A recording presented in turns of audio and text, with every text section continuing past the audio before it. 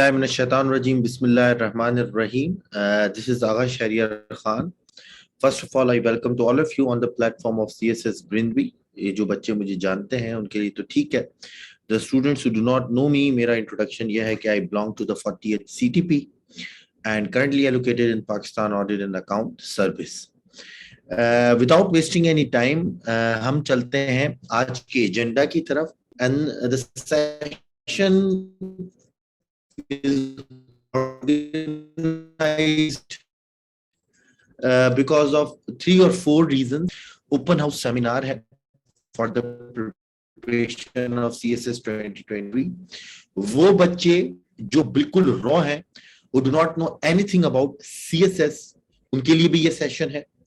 वो लोग जिनको काफी चीजों का पता है CSS के बारे में, है क्या क्या चीजें, but they are confused in their preparation schedule, preparation strategy, either in compulsory subject or in optional subject or in notes making, revision, retaining information. तो ये सेशन उनके लिए भी है. यानी जो बिल्कुल बच्चे रॉ हैं उनके लिए भी है, मिड पे है, जो अपने आप को प्रो समझते हैं, तो हर एक बच्चे के लिए ये सेशन डिजाइन किया गया है. पहली चीज. दूसरी चीज, मैं हमेशा अपने इंट्रोडक्टरी सेशन में ये बात कहता हूं, आज भी ये बात कह रहा हूं, कल भी शायद जो हमारा डेमो है ओपन हाउस है उसमें भी कहूंगा कि इन सेशन का हरगिज ये मतलब नहीं है to convince you, to force you to join our platform. ठीक है. इन सेशन का मकसद 2 से 3 ऑब्जेक्टिव है.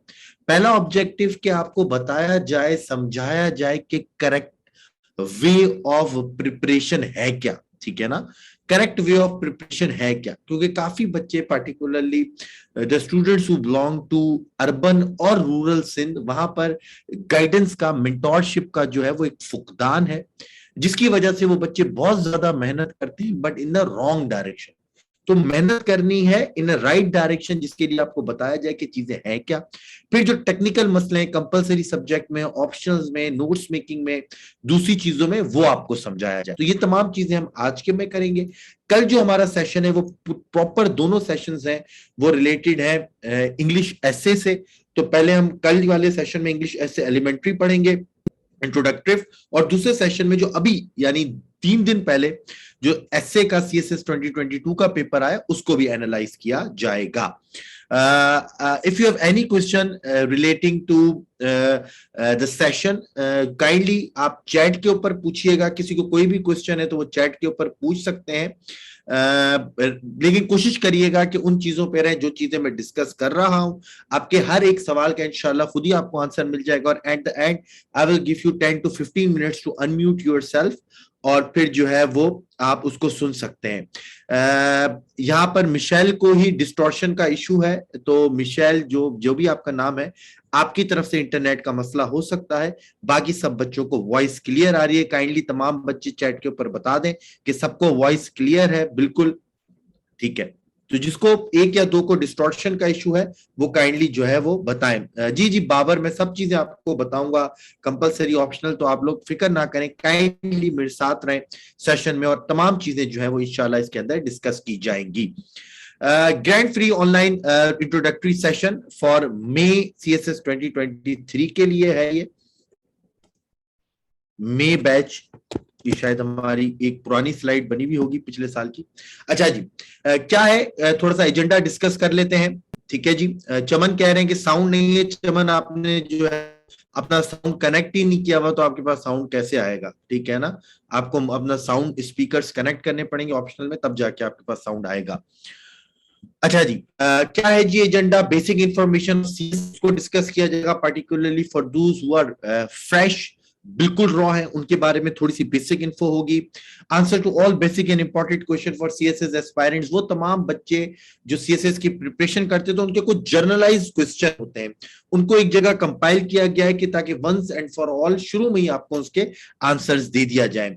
स्पेशल डिस्कशन ऑन एसे जो कि कल होगी, special discussion on optional subject जो कि आज ही होगा, और फिर आपको मैंने जैसे कि व्हाट्सएप ग्रुप में भी बताया था और दूसरी जगह पे आज मैं आपको पूरी ओवरऑल 8 मंथ्स की प्रिपरेशन स्ट्रेटेजी भी दूंगा.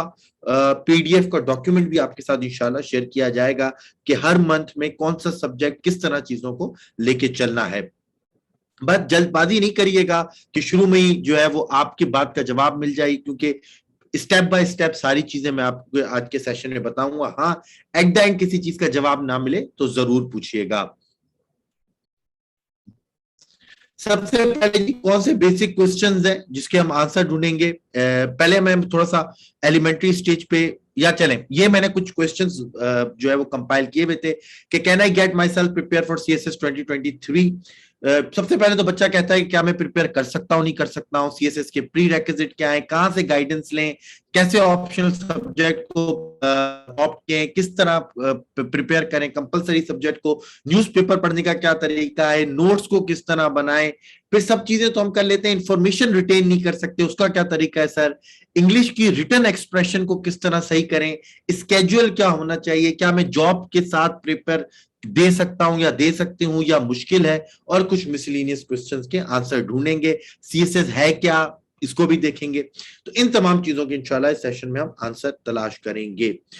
First of all congrats to all the aspirant for CSS 2023 who are present here. मैं हमेशा हर सेशन में ये बात कहता हूं कि सबसे पहले जो बच्चों ने ये फैक्टर डिसाइड कर लिया है कि they are going to prepare for CSS examination, वो वाकई कांग्रेट्स के मुस्तहिक हैं, क्योंकि याद रखें ये पेपर की प्रिपरेशन इतनी इंपॉर्टेंट है या इतनी एक्सटेंसिव है कि once you have prepared for CSS exam आपको वो शायद आप पास ना भी कर पाए।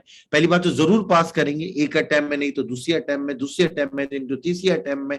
मैं पर्सनली किसी भी ऐसे एस्पायरेंट को नहीं जानता जिसने बहुत अच्छी प्रिपरेशन की हो, पूरा टाइम इन्वेस्ट किया हो और वो तीनों अटेम्प्ट में ना कर पाए। और कोई खुदा न खास्ता नहीं भी कर पाएगा तो वो जो वन पेपर एमसीक्यूज होते हैं उनको जरूर बड़ी आसानी से वो लोग क्रैक कर लेते हैं, चाहे वो एडी नैब हो, एडी एफआई हो, दूसरी जगह पर हो। तो सीएसएस एक ऐसी प्रिपरेशन है कि एक दफा आप कर लें तो फिर पीएमएस में भी आप परफॉर्म कर सकते हैं, वन पेपर एमसीक्यूज में भी परफॉर्म कर सकते हैं, और फिर सीएसएस एग्जाम में तो आप कर ही सकते हैं। तो ये वंस वो बोलते हैं ना कि one size fit for all वाली प्रिपरेशन है कि एक दफा प्रिपरेशन करना है और वो हर जगह फिट हो जाएगी, चाहे पीएमएस हो, पीसीएस हो, वन पेपर हो, हर जगह आप बड़े अच्छे तरीके से अपने आप को प्रेजेंट भी कर सकते हैं और आपके लिए जो विस्टार्स ऑफ अपॉर्चुनिटी है वो बहुत ज्यादा बढ़ जाता है। The answer is yes you can. Yes you, सवाल ये पैदा होता है कि क्या सर हम सीएसएस कर सकते हैं। काफी बच्चे स्टार्ट में ही because of the rumours, different चीजों की वजह से शायद उनको लगता है कि हमारी कोई बी ग्रेड थी फर्स्ट ईयर में, या मैट्रिक में कम परसेंटेज थी, या ग्रेजुएशन में कम परसेंटेज थी, तो शायद हम नहीं कर सकते। तो आंसर ये कि ऐसी कोई चीज नहीं है। वो जो बराक ओबामा का लफ्ज था यस वी कैन, तो yes you can prepare for exam, not only for that but you can crack the CSS exam as well, but the question is how। सवाल ये नहीं है कि आप कर सकते हैं या नहीं कर सकते, मैं आपको स्टार्ट में ही बता रहा हूं कि यस यू कैन, ठीक है ना, आप बड़ी आसानी से सीएसएस को क्रैक कर सकते हैं। The main question is how, किस तरह करना है, ठीक है ना, because the plan is important, ठीक है ना। कहा जाता है the person who do not have any plan of preparation have a plan to fail, ठीक है ना। किसी के पास अगर कोई प्लान नहीं है प्रिपरेशन का, इसका मतलब है उसके पास प्लान है फेल होने का, ठीक है ना। तो it's all about strategy, it's all about planning, it's all about guidance. फिर आपकी मेहनत, तमाम चीजें आती हैं, ठीक है ना। तो पहली चीज में आज आपको, यहाँ पे कितने बच्चे मौजूद हैं, मेरे ख्याल में 50-60 बच्चे मौजूद हैं। इनमें से हर कोई सीएसएस का पेपर दे सकता है, प्रिपेयर कर सकता है और क्वालिफाई कर सकता है, बट क्वेश्चन है किस तरह, प्रिपरेशन स्ट्रेटेजी क्या होनी चाहिए, जो मैं आपको बताने जा रहा हूं। सबसे पहले जी basic information about CSS for fresh aspirant. CSS है क्या जी? सीएसएस एक सेंटर सुपीरियर सर्विसेज का एग्जाम है जिसको क्वालिफाई करने के बाद आपको बीपीएस 17 यानी 17 ग्रेड की जॉब मिलती है 12 ऑक्यूपेशनल ग्रुप्स में। ये आपके सामने लिखा हुआ है 12 ऑक्यूपेशनल ग्रुप्स में। ये जितने भी 12 ग्रुप्स हैं जिसमें पाकिस्तान एडमिनिस्ट्रेटिव सर्विस है, कस्टम्स है, ऑडिट एंड अकाउंट्स है, इनलैंड रेवेन्यू जिसका पुराना नाम इनकम टैक्स है, कॉमर्स एंड ट्रेड ग्रुप है, military land and cantonment group है, रेलवेज है, पोस्टल इंफॉर्मेशन है। ये 12 ग्रुप में 17 ग्रेड में जो इंडक्शन होती है, रिक्रूटमेंट होती है, वो सीएसएस के अलावा नहीं होती, ठीक है ना। वो सीएसएस के अलावा नहीं होती। तो इन 12 ग्रुप्स में आपको बीपीएस 17 की जॉब मिलेगी। आप एक गैजेटेड ऑफिसर्स होंगे जिसकी प्रमोशंस रैपिड होती है, and you have opportunity to reach at the zenith of bureaucracy, जो कि बीपीएस 22 होता है, ठीक है। तो सीएसएस लोग करते क्यों है? To become the part of Pakistan bureaucracy, to become the part of Pakistan civilian establishment. ठीक है, जो पाकिस्तान की ब्यूरोक्रेसी का अगर आपको पार्ट बनना है एज ऑफिसर्स लेवल के ऊपर, तो फिर आपके पास दो तरीके हैं। फेडरल लेवल का पार्ट बनना है तो सीएसएस दे दें, प्रोविंशियल ब्यूरोक्रेसी का पार्ट बनना है तो आपने फिर पीएमएस देना होता है। और ये 12 ग्रुप्स हैं आपके पास। पहले ही मैं आपको बता दूं, ऑप्शनल्स का सिलेक्ट का चूज करना आपका जो है वो, काफी बच्चे को शायद ये लगता है कि मैं आईआर चूज करूंगा तो फॉरेन सर्विस में चला जाऊंगा, क्रिमिनोलॉजी चूज करूंगा तो पुलिस में जाऊंगा। ऐसी कोई चीज नहीं है। It's all depend on your number, on your merit number, कि आप टोटल स्कोर कितना होगा रिटर्न में, साइकोलॉजिकल में और इंटरव्यू में, और उसके हिसाब से फिर आपके डोमिसाइल के हिसाब से, फिर आपके सीट्स अवेलेबिलिटी के हिसाब, क्राइटेरिया के हिसाब से आपको ग्रुप एलोकेट होता है, जिसमें नंबर्स का दारोमदार सबसे ज्यादा है, फिर आपके कोटे का दारोमदार है, फिर सीट्स अवेलेबिलिटी कितनी है, फिर आपकी सुइटेबिलिटी कितनी है। इन सब चीजों को मद्देनजर रखते हुए आपको इन 12 में से ग्रुप एलोकेट होगा, अगर आपने रिटर्न, साइकोलॉजिकल और अगर आपने जो है वो इंटरव्यू को क्वालिफाई कर लिया है। अच्छा, ये तो हो गई कि सीएसएस है क्या। ठीक है जी, भी उसमें बात करेंगे। सदफ, मैंने आपको कहा है कि साथ रहे, आराम से जो है वो हर चीज के ऊपर बात करेंगे, सब्जेक्ट सिलेक्शन के ऊपर। अच्छा जी, एज लिमिट कितनी है जी? पहले 28 इयर्स होती थी, अब 30 इयर्स के अंदर आप ये पेपर दे सकते हैं, ये एग्जाम आप दे सकते हैं। अगर आपके पास फेडरल गवर्नमेंट या गवर्नमेंट की जॉब ऑलरेडी है और उसके अंदर आपका 2 साल का एक्सपीरियंस है, तो वो 30 से बढ़कर 32 इयर्स एज लिमिट हो जाती है। इसमें भी काफी बच्चों को कंफ्यूजन होती है। वैसे 30 साल है, अगर आपके पास पहले से गवर्नमेंट सर्विस है और 2 साल से है तो आपके 2 साल ऐड हो जाएंगे, जो कि 32 इयर्स हो जाएंगे। नंबर ऑफ अटेम्प्ट्स हैं जी 3। ठीक है, अगर आपने रजिस्ट्रेशन कर दिए और पेपर नहीं दिए तो आपकी अटेम्प्ट काउंट नहीं होगी। अटेम्प्ट सिर्फ उस सूरत में कायम होगी जब आपने पहला डिस्क्रिप्टिव एग्जाम की कॉपी के ऊपर जाके साइन किए और अटेंडेंस के ऊपर साइन किए, तब जाके आपकी अटेम्प्ट काउंट होगी। एमपीटी टेस्ट के अंदर भी अटेम्प्ट काउंट नहीं होगी। ठीक है, अच्छा, क्राइटेरिया क्या है, किसके ऊपर आप कर सकते हैं जी? Graduation, 14 year of education, second grade. अगर आपके पास 14 इयर्स ऑफ एजुकेशन है और सेकंड डिवीजन है तो आप सीएसएस के लिए अप्लाई कर सकते हैं। नॉर्मली हम सब लोगों के पास 16 इयर्स ऑफ जो है वो एजुकेशन होती है। अच्छा, अब स्ट्रक्चर क्या है सीएसएस का, जरा वो सुन लो। सबसे पहले लास्ट ईयर से अब एक रिक्वायरमेंट आ गई है जिसको हम कहते हैं एमपीटी टेस्ट। प्रिलिमिनरी टेस्ट होता है, ये ऑब्जेक्टिव बेस्ड टेस्ट होता है, 200 मार्क्स, जो कि दिसंबर जनवरी के महीने में हुआ था। इस दफा दिसंबर जनवरी के महीने में 2022 में या 2020 के का 2 मार्क्स के एमसीक्यूज होते हैं। ठीक है, जिसमें से अभी तक जो है वो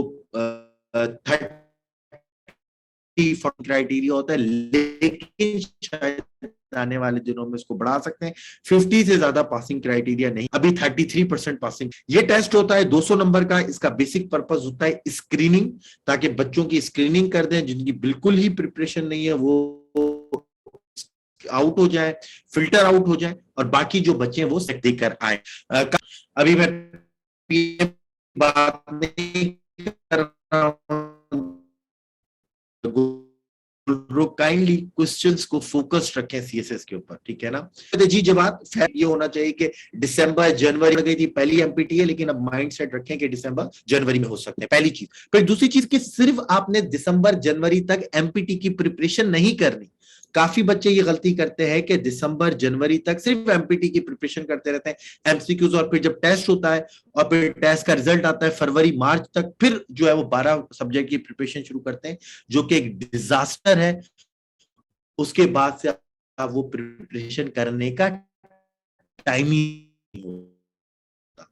तो सिंपल क्या करना है, सब्जेक्ट की भी प्रिपरेशन करनी है, ताकि आप एमपीटी बड़ी आसानी से अगर क्वालिफाई कर भी लें तो आपकी 12 सब्जेक्ट की प्रिपरेशन हो, आप रिवाइज करें और फिर जाके आप मई में पेपर दे लें। ठीक है। अच्छा, एमपीटी हो गई 200 नंबर की। फिर होते हैं 12 सब्जेक्ट, जिसमें 6 कंपलसरी है, 6 ऑप्शनल्स हैं। 6 कंपलसरी में आपके पास इंग्लिश एसे है, इंग्लिश प्रेसी कंपोजिशन है, करंट अफेयर्स है, पाकिस्तान अफेयर्स है, इस्लामियात है और जर्नल साइंस एंड एबिलिटी है। 6 ऑप्शनल्स हैं जो आपको खुद से सिलेक्ट करने होते हैं पूरी स्कीम के अंदर से। Total marks of written exam कितने हैं जी? 1200 है। Total marks of written exam है 1200, जिसमें से आपको 600 नंबर लाने हैं, यानी 50% वाला पास है। ना सिर्फ आपने 600 नंबर लाने हैं, बल्कि हर इंडिविजुअल पेपर में भी आपने पास होना है। कंपलसरी में 100 में से 40 वाला पास है, और ऑप्शनल में 100 में से 33 नंबर वाला पास है। यानी पर इंडिविजुअल तौर पर भी क्वालिफाई करने हैं और 600 नंबर भी टोटल लाने हैं। अगर आपने 12 के 12 पेपर इंडिविजुअली क्वालिफाई कर भी लिए और 600 नंबर नहीं आए, तब भी आप जो है वो फेल्ड जो है वो डिक्लेयर किए जाएंगे, कभी भी आपको पास डिक्लेयर नहीं किया जाएगा। अच्छा जी, इसके अलावा थोड़ी देर में मैंने वीडियो खुद से बंद की है, शायद इंटरनेट कनेक्शन अनस्टेबल हो रहा है, तो मैंने थोड़ी देर के लिए यहाँ पे वीडियो जो है वो बंद की है। फिर अगर आप 12 सब्जेक्ट को क्वालिफाई कर लेते हैं, तो आपके 300 नंबर का जो है वो इंटरव्यू और साइकोलॉजिकल टेस्ट होता है। 300 नंबर का, इसमें पासिंग क्राइटेरिया है 100 नंबर। अगर आपके 100 नंबर हैं, 105 नंबर है, तो आप इंटरव्यू और साइकोलॉजिकल असेसमेंट भी क्वालिफाई कर लेते हैं। फिर आपका टोटल मार्क्स, आपका डोमिसाइल, आपकी अवेलेबिलिटी ऑफ सीट्स और सुइटेबिलिटी क्राइटेरिया के मुताबिक आपको इन 12 ग्रुप्स में से कोई एक ग्रुप एलोकेट होता है। आगा तैमूर बोल रहे हैं बार बार एक ही क्वेश्चन रिपीट करे जा रहे हैं, हालांकि मैं उनका क्वेश्चन पढ़ गया है कि सर इस साल की तरह भी जनवरी या फरवरी में होंगे या मई में होंगे। देखिए, अभी भी कोई चीज सर्टेन नहीं है। जैसा कि मैंने पहले कहा कि आपको मेंटली तो नहीं होंगे हैं, तो मेंटली तौर पर आपने प्रिपेयर होना है। अभी तक जब तक कोई अगर आपको बोल दे जनवरी में होंगे, फरवरी में होंगे, तो उसकी बात पे यकीन नहीं करिएगा। एफपीएससी जब तक कोई कंफर्मेशन नहीं देती, तब तक किसी को नहीं पता कि पेपर कब होंगे। ठीक है, बाकी जो भी बातें करते हैं वो सिर्फ बातें करते हैं, रूमर्स फैलाते हैं, बच्चों को परेशान करते हैं। जब तक एफपीएससी आपको नहीं करती, आपने यकीन नहीं करना। हाँ, अपनी प्रिपरेशन के लिए आपने जो है वो मार्च तक तैयार रहना है कि मार्च अप्रैल में एग्जाम हो सकते हैं। ठीक है जी।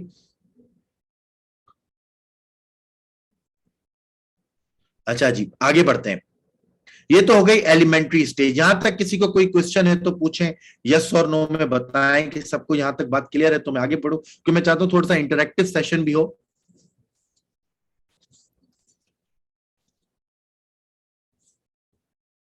ठीक है, एफपीएससी का सिलेबस जी आप एफपीएससी की वेबसाइट से डाउनलोड करेंगे, और कहां से डाउनलोड करेंगे? अच्छा जी, नेक्स्ट है what are the prerequisite of CSS. अब ये तो पता चल गया है, आप लोग बोलेंगे कि सर हमें शायद पहले से ही पता था, लेकिन चले आपने बता दिया कि सीएसएस है क्या। ठीक है, 12 सब्जेक्ट है, कंपलसरी, ऑप्शनल, इंटरव्यू, साइकोलॉजिकल। ठीक है, ये तो हमें पता है। शायद हम यूट्यूब पर भी देखेंगे तो हमें ये चीजें पता चल जाएंगी, या एफपीएससी की वेबसाइट पे जाएंगे तो ये चीजें पता चल। प्री रेक्विजिट क्या है? हमें कैसे पता चलेगा कि हम में वो खासियत है कि हम सीएसएस कर सकते हैं? ठीक है, एक तो ऑब्जेक्टिव प्री रेक्विजिट है, जो कि मैंने आपको बता दिया कि 30 साल आपकी उम्र होनी चाहिए, 30 साल या 30 साल से कम आपकी उम्र होनी चाहिए। ये तो एक ऑब्जेक्टिव रिक्वायरमेंट है सीएसएस के एग्जाम में बैठने की। उसके अलावा जो सब्जेक्टिव प्री रेक्विजिट है, जैसे एक तो मार्केट में या आप जाएं डिफरेंट एकेडमीज में या यूट्यूब पे जाएं, तो काफी जो है वो र्यूमर्स या गलत बातें भी फैली हुई हैं। ठीक है ना, मिस नॉमिनर्स है, काफी चीजें गलत है कि भाई ये होगा तो सीएसएस पास करोगे। उसको भी देखेंगे और फिर देखेंगे कि वाकई सही मायनों में प्री रेक्विजिट्स क्या है। एहसन अली कह रहे हैं कि सर ओएमजी भी आप डाल दें। जी एहसन अली, यहाँ पे अगर ओएमजी डिलीट हुआ हुआ है तो ऑफिस मैनेजमेंट ग्रुप भी डाल देते हैं। मैंने पहले ही बोला था कि 11 ग्रुप्स हैं यहाँ पे। ऑफिस मैनेजमेंट ग्रुप, जिसका पुराना नाम सेक्रेटेरिएट ग्रुप था, तो उसको भी यहाँ पे ऐड होना चाहिए। साइड स्लाइड में यहाँ पे मिस हो गया होगा। अच्छा जी, प्री रेक्विजिट सीएसएस क्या है? ऑब्जेक्टिव कैटेगरी तो मैंने आपको बता दी, 30 ईयर्स ऑफ एज, 30 और 30 से कम, और 14 ईयर्स ऑफ एजुकेशन इंडिविजुअल। इसके अलावा क्या होना चाहिए? डिफरेंट चीजें जो इस वक्त फैली हुई हैं एकेडमीज में या मेंटोर्स जो बता रहे होते हैं, मिसगाइड कर रहे होते हैं, वो क्या है? यहाँ पे मैंने लिखा है few myths that are usually available in the market or in the academies, mentors, और वो क्या है?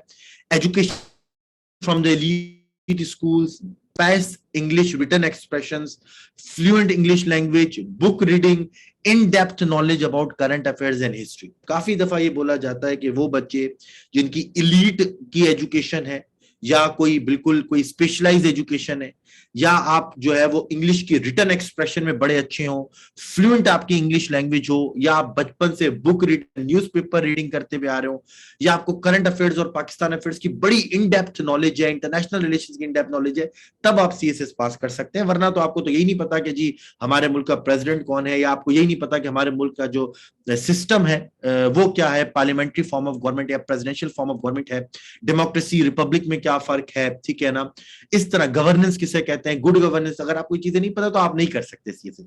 ये चीजें बच्चों को बताई जाती हैं और जिसकी वजह से बड़े इंटेलिजेंट बच्चे, बड़े मेहनती बच्चे डिस्करेज होकर सीएसएस की प्रिपरेशन छोड़ देते हैं।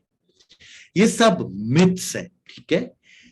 इंग्लिश रिटन एक्सप्रेशन आप with the passage of time उसको आप बना सकते हैं, अपनी रिटन एक्सप्रेशन को इंप्रूव कर सकते हैं। इंग्लिश ग्रामर सीख के आप अपनी रिटन इंग्लिश को इंप्रूव कर सकते हैं। फ्लुएंट होना इंग्लिश लैंग्वेज का कहीं पर भी दरकार नहीं, जब इंटरव्यू की स्टेज आएगी वो चीज आप उसको प्रिपेयर कर सकते हैं। बुक रीडिंग, कोई आपको एक्सटेंसिव बुक रीडिंग पहले से होना जरूरी नहीं है। Just to a certain extend with the preparation phase में कुछ ऐसी बुक्स हैं, उनके भी कुछ खास चैप्टर्स हैं जो आप पढ़ें तो फाइनल एग्जाम में आपको रेफर करने में, कोटेशंस देने में, अपने आर्गुमेंट्स को प्रूफ करने में मदद करेगी, जो कि प्रिपरेशन फेज के दौरान आराम से हो सकता है। क्या इन डेप्थ नॉलेज का होना जरूरी है? The answer is no. मैं आपको इस वक्त भी बहुत सारे एसीज, डीसीज, पुलिस में, अकाउंट्स ऑफ ऑडिट्स में और इस तरह के ऑफिसर्स दिखाऊं सीएसएस क्वालिफाई, जो सीएसएस करने से पहले they do not know the alpha beta of politics या करंट अफेयर्स या इंटरनेशनल रिलेशंस, कुछ भी नहीं पता था, बिल्कुल ब्लैंक थे। यस, प्रिपरेशन फेज में आके उन्होंने पढ़ा, अपनी नॉलेज के ऊपर काम किया, अपने पर्सनैलिटी के ऊपर काम किया, अपनी जीके के ऊपर काम किया, अकॉर्डिंग टू सिलेबस रेलेवेंस, आज वो क्वालिफाई कर गए। तो इन सब चीजों का होना जरूरी नहीं है, just with the passage of time ये चीज डेवलप करना जरूरी है। जिसकी ट्रिक्स हैं, टिप्स हैं, टेक्नों के पास ये चीजें पहले से नहीं है, जिनको इंग्लिश रिटन अच्छी नहीं है, कोई मसला नहीं है, 1 साल है जो है वो इंप्रूव कर लेंगे। जिन्होंने आज तक कोई बुक नहीं पढ़ी, कोई मसला नहीं है। मैंने भी शायद सीएसएस से पहले, मेरा इंजीनियरिंग का बैकग्राउंड है, इंजीनियरिंग के अलावा शायद ही कोई बुक पढ़ी होगी, but with the passage of time जो है वो डेवलप भी की हैबिट, पेपर भी दिए, क्वालिफाई भी किया, और उसके बाद ऐसी डेवलप हैबिट हुई कि आज तक वो बुक रीडिंग चल रही, ठीक है ना। इसी तरह current affairs, Pakistan affairs, international relations की नॉलेज नहीं है, मुझे भी नहीं थी, लेकिन प्रिपरेशन फेज में डेवलप की, इंप्रूव किया, सीखा, डिफरेंट प्लेटफॉर्म्स हैं, मेथड्स हैं, तो ये चीजें इंप्रूव की। तो ये कोई भी अगर आपको बोले, ये मिथ्स आपको बोले कि यार तुम्हें तो बोलना नहीं आता, तुम्हें जो है वो, तुम्हारी तो ये जबान सही नहीं है, तुम्हें तो लिखना नहीं आता एक लाइन भी, तुम सीएसएस कैसे करोगे, तो इन सब की बातों में नहीं आइएगा और उनको सिर्फ एक बात बोलिएगा, sir with the passage of time हम ये चीज इंप्रूव करेंगे। कोई भी पैदा होते के साथ ही सारी चीजें लेकर नहीं आता। यस, पहले से चीजें क्या होनी चाहिए वो सुन लें।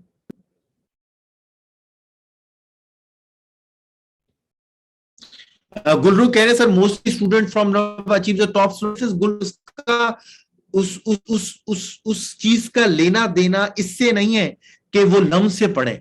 ये बात याद रखिए। अभी मैं शायद आपके लेक्चर के बाद मेरे 2 कुलीग्स हैं, आज उनसे मेरा मीटअप भी है, तो वो दोनों लम्स के हैं और वो मेरे खुद बैचमेट है 48 सीटीपी के। तो यकीन जाने उनके साथ शायद मुलाकात काफी रहती है, तो उसका ये मतलब नहीं है कि वो लम्स के थे तो वो सीएसएस में बड़ा उनके लिए आसानी हो गई और वो क्वालिफाई कर गए, नहीं। अगर आप उनकी जरा प्रिपरेशन स्केड्यूल देखें, कभी उनके साथ बैठें और उनकी प्रिपरेशन स्ट्रेटजी पे बात करें, यकीन माने वो उन्होंने शायद बहुत ज्यादा मेहनत की, पहली बात। दूसरी बात जो मैं यहाँ पे बताने जा रहा था, सवाल कर दिया, अब उसी के अंदर हो जाएगा, लेकिन मैं उस पर पॉइंट पे आने का, उनकी प्रिपरेशन स्ट्रेटेजी शायद मुझसे और आपसे बेहतर होगी, तभी वो टॉप स्लॉट्स पे जाए। मैं एक आम बात बता रहा हूं, ठीक है ना। लम्स में टॉप स्लॉट पे चले गए, अक्सर मैं देखता हूं सीएसएस का रिजल्ट आया और जी लम्स में और जी हायर एजुकेशन एलीट आ गई, ये बात नहीं है, ठीक है ना। मैं आपको ऐसे दिखा दूं जो टॉप 10 में वो बच्चे भी मौजूद हैं, टॉप 20 में जो जो कि मिडिल क्लास स्कूल से बिलोंग करते हैं, ठीक है, या लोअर क्लास से बिलोंग कर रहे होते हैं।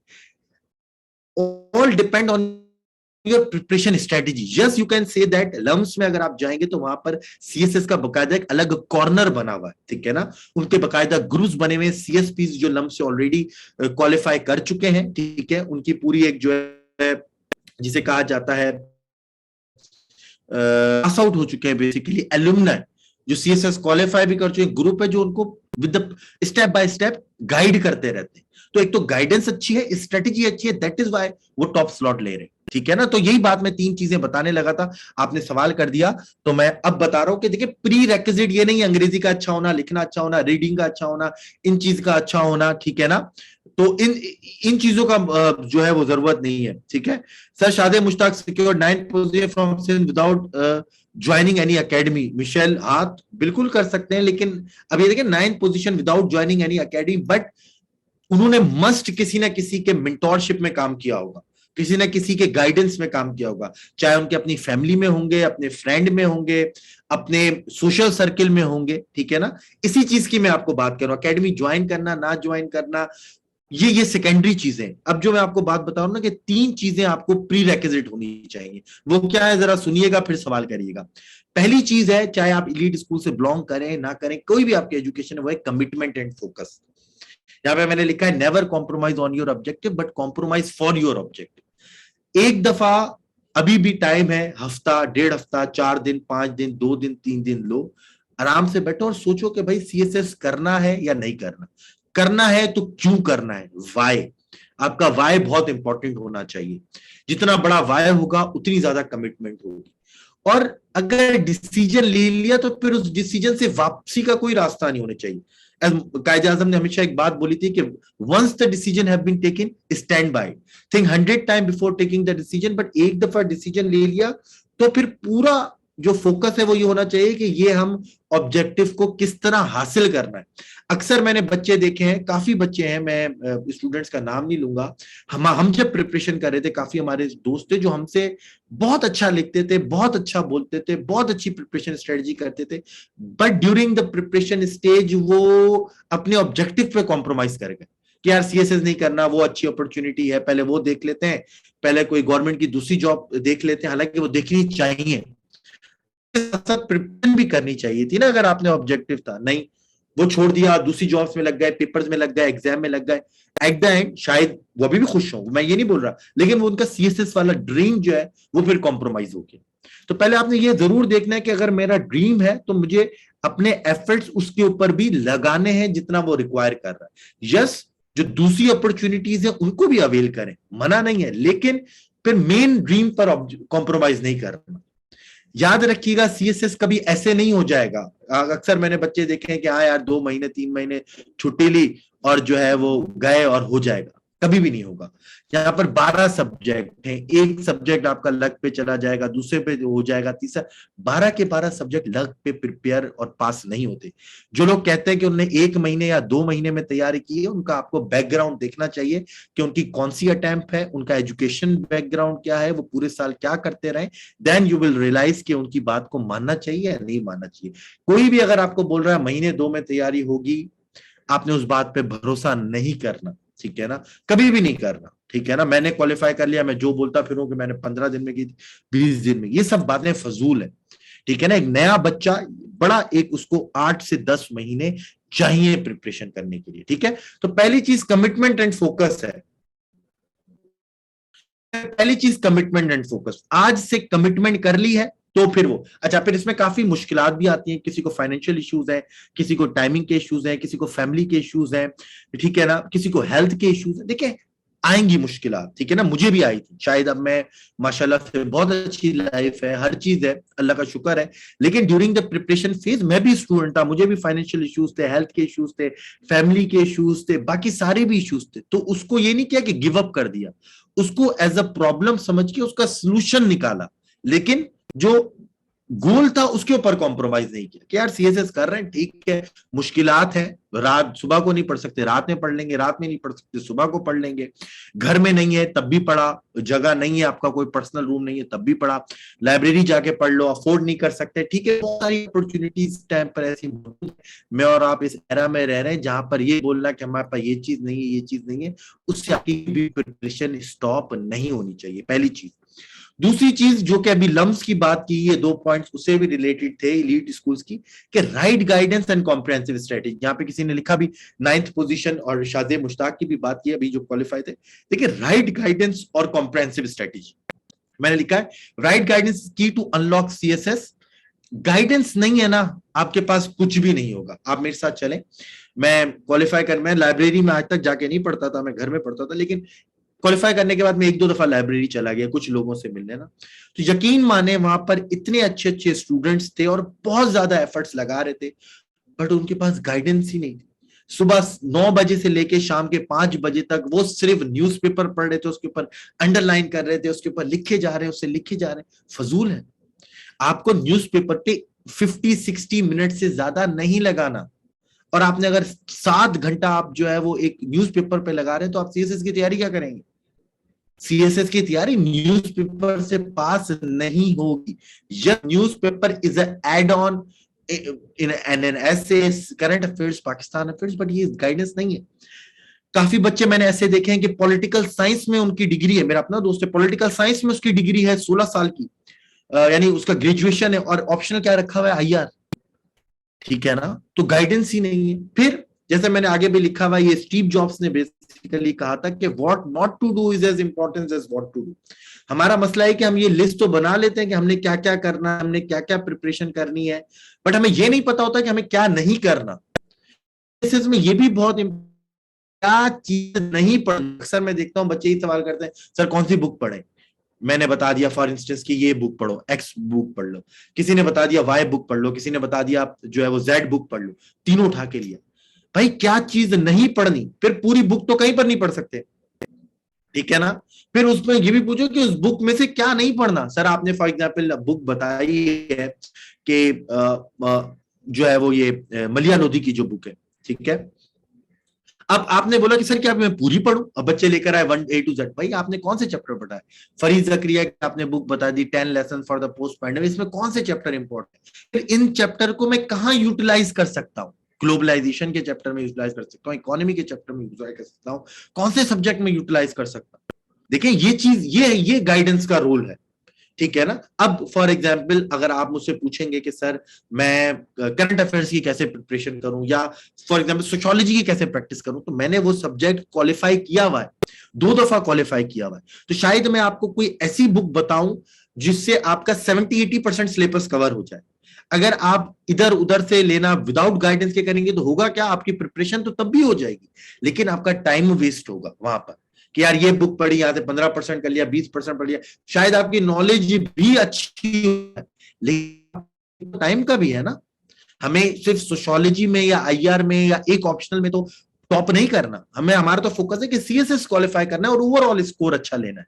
तो हमारे बच्चे काफी गलतियां भी ये करते हैं कि एक सब्जेक्ट को इतना ज्यादा टाइम दे देते हैं कि बाकी सब्जेक्ट, उसकी वजह है कि राइट गाइडेंस ही नहीं। फिर कॉम्प्रिहेंसिव स्ट्रेटेजी भी इंपॉर्टेंट है, ठीक है ना। मैंने गाइडेंस में क्या बात की कि ये तो पता है क्या करना है, ये भी पता होना चाहिए क्या चीज नहीं करनी, ठीक है ना, ये चीज नहीं करनी मैंने, इसके ऊपर टाइम जाया नहीं करना, ये भी चीज इंपॉर्टेंट है। अब देखें मिशेल का फॉर एग्जांपल सवाल देखें इस टाइम पे कि सर इस सोशियोलॉजी स्कोरिंग, ये चीज होती है गाइडेंस जब इंसान के पास नहीं होना तो इस तरह के सवाल होते हैं, ठीक है ना। कि अभी इस टाइम पे बात हो रही है कि क्या चीज प्री रेक्विजिट, क्या चीज इंपॉर्टेंट है, और ये सवाल हो रहा है कि सर इस सोशियोलॉजी स्कोरिंग। अब इस सवाल से एक और चीज सामने आई है कि मतलब मैं शायद कोई प्रिडिक्शन करने वाला इंसान हूं कि मैं इनको बता दूं कि मैं सोशियोलॉजी स्कोरिंग है तो ये बड़े खुश हैं, और बता दूं सोशियोलॉजी स्कोरिंग नहीं है तुम। अब इस तरह तमाम टीचर से पूछा जाता है, ये मैं सिर्फ इनको बोल नहीं रहा, शायद इनको बुरा भी लगा होगा, लेकिन मैं आपको सिर्फ ये बता रहा हूँ, स्टूडेंट्स टीचर से जाके पूछे सर ये सोशियोलॉजी रख दो स्कोरिंग है, हाँ बेटा रख लो स्कोरिंग, ओके सर गए सोशियोलॉजी रख लिया। भाई क्यों स्कोरिंग है, क्यों स्कोरिंग नहीं है? क्या मुझे पता है कि सोशियोलॉजी के सिलेबस में क्या है? क्या मेरी पर्सनैलिटी या मुझे जो एब्जॉर्बिंग कैपेबिलिटी ऑफ सोशियोलॉजी की मैं समझ ही पाऊंगा या नहीं समझ पाऊंगा? फिर आप सर किस बेसिस के ऊपर कह रहे हैं कि सोशियोलॉजी स्कोरिंग है, या किस बेसिस के ऊपर कह रहे हैं कि सोशियोलॉजी स्कोरिंग नहीं है? प्रिडिक्ट आप कैसे कर सकते हैं कि सोशियोलॉजी अच्छा स्कोर दे? Nobody can predict anything in CSS, ये मैं आपको बता दूं। आईआर किसी ने अच्छा स्कोर देगा, किसी ने बुरा स्कोर देगा, ठीक है। सोशियोलॉजी किसी ने अच्छे देगी, किसी ने बुरा देगी, जेंडर किसी ने अच्छा देगा, किसी ने बुरा देगा। तो ये भी मैं आपको बता दूं, ठीक है ना। अक्सर मैं स्टूडेंट्स को देखता हूँ, पूछते सर आपके ऑप्शनल कौन से थे? टीचर बताते हैं बेटा आईआर ये वो लिख के चले आते हैं, वही ऑप्शंस लेकर चले जाते हैं। उनका क्या एजुकेशनल बैकग्राउंड था, टीचर का क्या एजुकेशनल बैकग्राउंड था, उनकी क्या लाइक्स और डिसलाइक्स थे, टीचर के क्या लाइक्स और डिसलाइक्स थे, उसका पर्सनैलिटी कैसी है, टीचर की पर्सनैलिटी कैसी, सब गई साइट के ऊपर। टीचर का कॉपी पेस्ट पाया क्योंकि टीचर ने शायद टॉप किया था, या उनको जो है वो उनके रोल मॉडल थे और वो लेके बैठ गए। ऐसा नहीं होता। आपके एजुकेशनल बैकग्राउंड यही है ना, यही स्ट्रेटेजी और गाइडेंस का इशू है। तभी मैंने ये 3 चीजें लिखी हैं कि comprehensive strategy plan to achieve your objective. If you do not have a plan, it means you are plan to fail, ठीक है। तो आपका जो है वो स्कोर हर सब्जेक्ट में आप ला सकते हैं, डिपेंड करता है कि आपका एजुकेशनल बैकग्राउंड क्या है, आपकी बाकी चीजें क्या है। फिर स्ट्रेटेजी क्या है आपके पास? क्या आपको ये पता है कि मेरा लॉन्ग टर्म ऑब्जेक्टिव क्या है, कि मुझे तमाम 12 पेपर्स की प्रिपरेशन किस महीने तक कंप्लीट करनी है?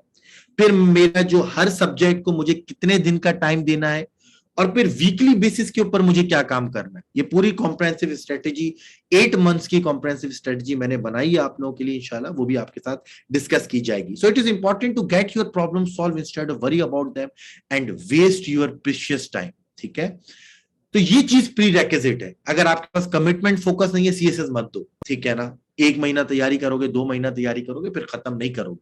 मेरे तमाम दोस्त ऐसे भी थे, बड़े जी, मैंने उनको इंस्पायर किया और बकायदा बुक्स लेकर आए, बैठे 5 दिन 10 दिन 15 20 दिन, खत्म उनके, फिर जो है वो चीजें खत्म हो गई, ठीक है ना। कोई जॉब नहीं मिल रही इसकी वजह से सीएसएस कर रहे हैं, तब भी सीएसएस ना करो, ठीक है ना। ये कोई फोकस नहीं होता। जॉब आपको मिल जाएगी 2 महीने 3 महीने बाद। सीएसएस के लिए वाई का आपका बड़ा होना जरूरी है, ठीक है ना, कि भाई मैं ब्यूरोक्रेसी में हिस्सा में जाना चाहता हूँ, या मुझे सोशल प्रेस्टीज चाहिए, या मैं कुछ अपने खानदान के लिए रोल मॉडल बनना चाहता हूँ। इस तरह की चीजें हैं, ठीक है। बाकी ये जो टेम्पररी चीजें ये नहीं है, तो आपका कमिटमेंट फोकस नहीं रहेगा। राइट गाइडेंस जरूरी है। कमरा बंद करके उर्दू बाजार में जाके दुकान वालों से पूछ के कि जी कौन सी है, दुकान वाला बोलेगा बेटा ये बुक चलती नहीं है, ये जी बड़ी अच्छी बुक है जी, कोई भी पब्लिशर की आपको दे देगा, उसको घर लाके पढ़ते रहना, फिर जाके पेपर दे देना, बड़ी मुश्किल होगी। शायद आप क्वालिफाई कर भी लें, लेकिन बड़ा टाइम वेस्ट होगा। Right guidance under the umbrella of either any academy, mentor, खानदान में आपके कोई है, वो भी बहुत जरूरी है। लेकिन इसके लिए एक शर्त है, जो आप बात याद रखिएगा, जो आपके साथ में शेयर कर रहा हूं, kindly take guidance from the people who qualify this exam. ये आपके साथ रिक्वेस्ट है। हमारे बच्चों का मसला यह है, क्योंकि 98% बच्चे फेल हो जाते हैं सीएसएस में, तो बच्चों का ज्यादातर वास्ता फेल कैंडिडेट्स के साथ पड़ता है, और वो फिर फेल कैंडिडेट्स उनको गलत बातें उनके दिमाग में कल्टिवेट करते हैं। तो kindly take guidance from the people who qualified this exam.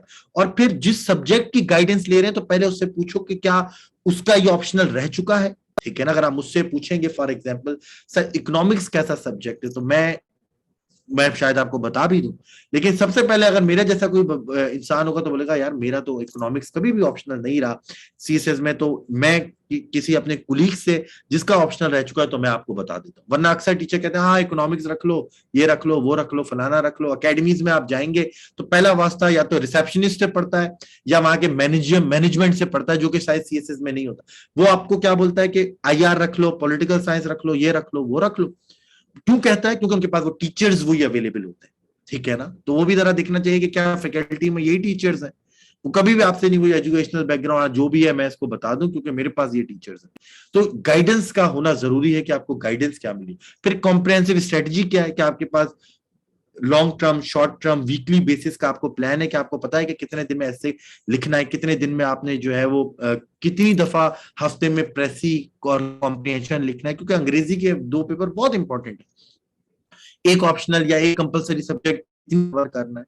तो ये 3 चीजें आपकी बहुत इंपॉर्टेंट है, जिसमें कॉम्प्रिहेंसिव स्ट्रेटेजी आपके साथ में जरूर सिलेक्ट करूंगा।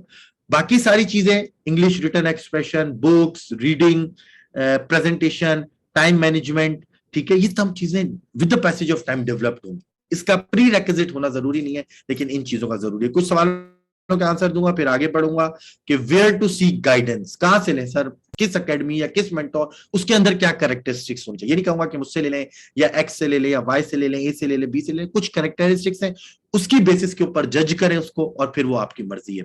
कुछ सवालों के जवाब दूंगा। आगा तैमूर का जी क्वेश्चन है, पहले एहसन की, sir your score decide your group, बिल्कुल जी एहसन सही कह रहे हैं। Agat Temmuz, I'm going to join my job, PhD BS 14 from the next, so can I prepare myself for 2020 from अच्छा आगा तैमूर, इसके लिए मैंने बकायदा 2 स्लाइड्स बनाई हुई है कि during the full time job आप किस तरह सीएसएस कर सकते हैं, ठीक है। पहले तो मैंने शुरू में ही बोल दिया yes you can prepare yourself, but आपकी थोड़ी सी स्ट्रेटेजी चेंज होगी।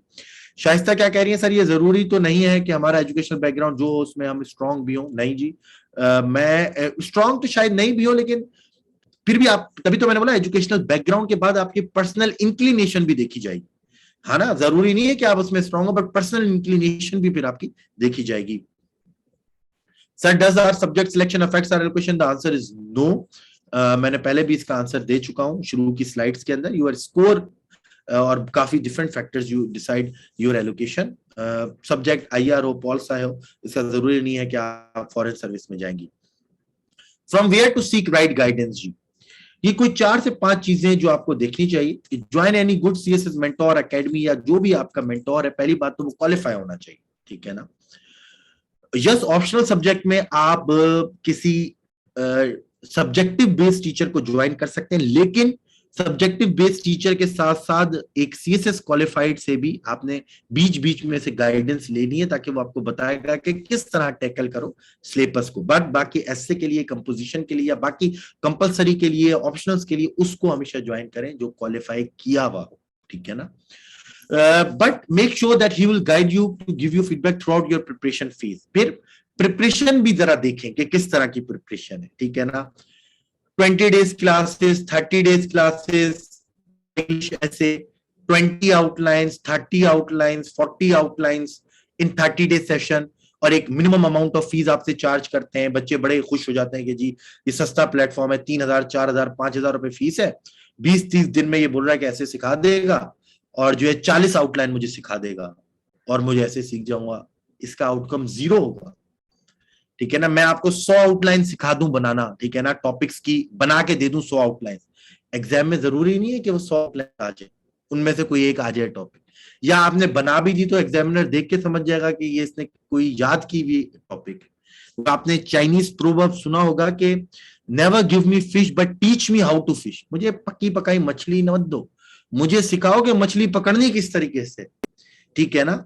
तो फॉर एग्जाम्पल ऐसे की बात कर रहा हूं, कल क्लास हमारी ऐसे की, तो ऐसे के लिए सिर्फ ये सीखना जरूरी नहीं कि आउटलाइन मिल गई, नहीं, ऐसे के लिए जरूरी है व्हाट टू प्रिपेयर, क्या प्रिपेयर करें, टू प्रिपेयर, कैसे प्रिपेयर करें, वेयर टू, उसके बाद what to prepare, how to prepare, from where to prepare, कौन सी ऐसी सोर्सेज है वहां से प्रिपेयर करें।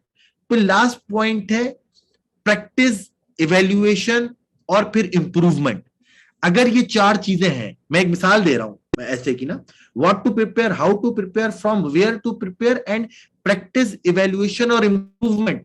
ये 4 चीजें अगर आपको कहीं मिल रही हैं with proper duration of time, ऐसे कभी भी 30 दिन 40 दिन में नहीं होता। ऐसे के लिए आपको कम से कम 3 महीने 12 हफ्ते चाहिए, ताकि जो आपको चीजें सिखाई गई, हर हफ्ते आपसे मॉक भी लिया जाए, तकरीबन 12 मॉक्स, तब जाके you can capable enough to write a good essay in an exam. और उसके लिए भी ये शर्त है कि उस 3 महीने के बाद भी आप अपनी प्रैक्टिस जारी रखें, ठीक है ना। आओ जी हम ऐसे सिखाते हैं, 2 क्लासें ली, 4 क्लासें ली, फिर मेरी उनकी बनी बनाई आउटलाइंस आपको बताना शुरू कर दिया, जी ये आए तो ये देखें, जी ये देखें, खत्म। और फिर जो है वो किस्सा खत्म और पैसे खत्म, दूसरे मंथ में दूसरा बैच स्टार्ट, ठीक है ना। I am not criticising them, I am criticising the students, ठीक है ना। मैं कभी भी उनको क्रिटिसाइज नहीं करता, ठीक है ना। प्रोडक्ट्स तो मार्केट में बिकती है, बाटा भी बिक रही है, सर्विस भी बिक रहा है, दूसरे प्रोडक्ट्स भी बिक रहे हैं, आप क्या जाके ले रहे हैं ये आप पे डिपेंड करता है। तो जरा अपना दिमाग खोलें, जरा सोचें कि हम क्या चीज देखने जा रहे हैं। मैं कभी भी जब ऐसे पढ़ाता था, मुझे याद है, अभी भी पढ़ाता हूं, कल मैं आपको ओरिएंटेशन सेशन, मैं कभी भी बनी बनाई आउटलाइन नहीं देता स्टूडेंट, ठीक है ना। But because of demand of the student एक दो मैं शायद दे भी देता हूं, बट बकायदा 4 से 5 दफा बोलता हूं, देखो ये आउटलाइन एज ए स्पेसिमेन है, इसको रूट लर्न करके जाके रिप्रोड्यूस नहीं कर। टीचर के पास जाए आपको बोलेंगे, या अकेडमीज के पास जाए, अकेडमीज के तो बकायदा नोट्स होंगे ऐसे के, जिसमें से 15 20 30 40 आउटलाइन होंगी। बोलेंगे भाई बच्चे पढ़ते हैं बड़ा जी, हम ऐसे लिखना, आप ऐसे लिखना नहीं सीखे। ऐसे लिखना जब आप सीखेंगे कि कोई भी टॉपिक आया, आप उसको ब्रेनस्टॉर्मिंग करके अपने पास से क्या आर्गुमेंट्स लेके जा रहे हैं, तब कमाल है। ठीक है ना। फिर आपको सोर्सेस पता हो, ठीक है ना, आपकी रिसर्च आपकी कितनी स्ट्रांग है।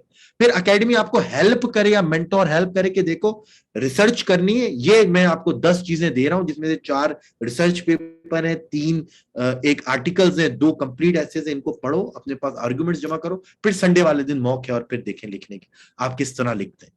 ठीक है ना। तो ये चीज इंपॉर्टेंट है। फिर ये मैं आपको बता रहा हूं कि गाइडेंस किससे लेनी है, ये कुछ पैरामीटर्स हैं जो अपने पास लिख के रखें। मैं सबके सवालों के जवाब दूंगा। वकार ने सवाल पूछा है। फिर दूसरी चीज क्या है कि job off season make things easy for you instead of making preparation complex, बहुत इंपॉर्टेंट है। हदीस भी है हुजूर सल्लल्लाहु अलैहि वसल्लम की कि लोगों के लिए चीजें आसान करो, उनके लिए चीजें मुश्किल ना करो। एक और पैरामीटर है टू जज एनी मेंटोर, टू जज एनी एकेडमी, कि वो आपके लिए चीजें आसान कर रहा है या नहीं कर रहा। काफी मैंने मेंटोर ऐसे देखे, बच्चा है सर मैं ऐसे पास, ये ऐसे तो तुम कर ही नहीं सकते जी, ऐसे बहुत मुश्किल है, 98 बच्चे फेल हो जाते हैं ऐसे के अंदर, और जो है वो पहली अटेम्प्ट में तो पास हो ही नहीं सकता, हमने तो पहली अटेम्प्ट में कर लिया था उसके लिए जी बड़ी है। आपने बच्चे का कॉन्फिडेंस वहीं शटर कर दिया। ठीक है ना, आपने उसके लिए चीज मुश्किल बना दी, आपने चीज उसके लिए आसान नहीं की। या फिर सर फॉर एग्जाम्पल मुझे करंट अफेयर्स पढ़ना, ऐसे थोड़ी करंट अफेयर्स प्रिपेयर हो जाएगा, तुम्हें तो ये भी बुक पढ़नी पड़ेगी, मलिया लोधी की भी पढ़नी पड़ेगी, एंड जो है वो तुम्हें फरीद जकरिया की भी बुक पढ़नी है, तुम्हें IH कुरैशी की भी पढ़नी है, हामिद खान की बुक पढ़नी है। वो बच्चा बोलेगा यार मैं करंट अफेयर्स के लिए इतना पढ़ूंगा, बाकी कैसे करूंगा, खत्म उसका कॉन्फिडेंस शटर। तो उसको ज्वाइन करें जो चीजें आसान करे। यस ऐसे मुश्किल है पेपर, लेकिन एक बताने का तरीका भी है कि भाई yes CSS is a tricky exam, is a sensitive paper. It means you need to work hard. ठीक है, it needs to work hard. ठीक है ना, you needs to work hard, आप वर्क करें। ठीक है। वकार कह रहे हैं किसी एकेडमी का ना पूछें डायरेक्ट, वो शाइस्ता किसी एकेडमी का डायरेक्ट पूछें, ऐसे ना पूछें, आप मुझे व्हाट्सएप कर लीजिएगा तो मैं आपको बता दूंगा कि क्या सीन है क्या नहीं है। लेकिन किसी एकेडमी के नाम से मैं किसी को ना क्रिटिसाइज कर सकता हूँ ना कुछ कर सकता हूँ, क्योंकि ये मोरली भी रॉन्ग है। अच्छा, मैंने क्या बोला, आसान करे चीजें, मुश्किल ना करे आपको, कि हाँ भाई मुश्किल है लेकिन वर्क हार्ड करोगे, ये बात है, ये गाइडेंस पाते, इसके ऊपर चलो क्वालिफाई हो जाएगा। ठीक है, इंप्रूवमेंट करो। फिर join academy but very few academy to guide you throughout the year. फिर stay away from the people that claim कि भाई 15 20 दिन 30 दिन में हम आपको जो ऐसे तैयार कर देंगे या प्रिपरेशन हो जाएगी, ऐसा कहीं पर नहीं। ठीक है ना। फिर ये भी देखें कि 12 के 12 चीजें एक जगह पर कभी भी अच्छी नहीं मिलेंगी, ये भी जरा जहन पे रखें, चीजों को जरा नोट करें, काफी चीजों को। ठीक है जी, अभी मैं ऑप्शनल्स की बात नहीं कर रहा वकार, जब ऑप्शनल्स की बात करूंगा तो जरूर आपके सवालों का इंशाल्लाह सबके सवालों का जवाब दूंगा। ठीक है ना। चलें, ये गाइडेंस फीस का आपको समझ में आ गया, नेक्स्ट पे चलते हैं। अच्छा जी, रिस्पॉन्सिबिलिटीज ऑफ CSS मेंटोर, ये मैं बता चुका हूं कि क्या क्या उसकी रिस्पॉन्सिबिलिटीज होंगी, चीजें आपके लिए आसान करे, आपको स्ट्रेटेजी बताए, प्रिपरेशन प्लान दे, और फिर वो जो 4 चीजें मैंने आपको बताई, what to prepare, how to prepare, और फिर इवेल्युएशन, असेसमेंट और इंप्रूवमेंट, ये चारों चीजें आपको बता रहे हैं, सही है, वरना तो फिर फायदा नहीं है उसको ज्वाइन करने का। नेक्स्ट जी, अब आ जाते हैं ऑप्शनल सब्जेक्ट्स के ऊपर। पहले सवाल, सबके सवाल पढ़ेंगे क्योंकि आप लोगों के क्वेश्चन देख के मुझे लग रहा है कि ये ऑप्शनल सब्जेक्ट बड़ा एक ट्रिकी पार्ट होने वाला है, काफी बच्चों के क्वेश्चंस के ऊपर है। तो पहले आप लोगों के क्वेश्चंस लेता हूं और फिर मैं आगे बढ़ता हूं। Sir, Dr. Bakar sir, I have many times from you that optionals are the game changers, and it is yes, no doubt, optionals are the game changer, particularly after 2016 because pattern was shifted in 2016, syllabus भी shift हुआ, change हुआ था, और उसके बाद से optional deciding factor है। But however, 2 Angrezi के पेपर ज्यादा गेम चेंजर नहीं। Optional decide you group, papers of English will decide your fate कि भाई पास होगा या नहीं होगा। मैं मेरा स्कोर करो, मैं कहता हूँ कभी ऊपर से दो पेपर पास कर और नीचे से ऑप्शनल्स में स्कोर करो, you will get your desired group and you will be the part of Pakistan bureaucracy. ठीक है ना?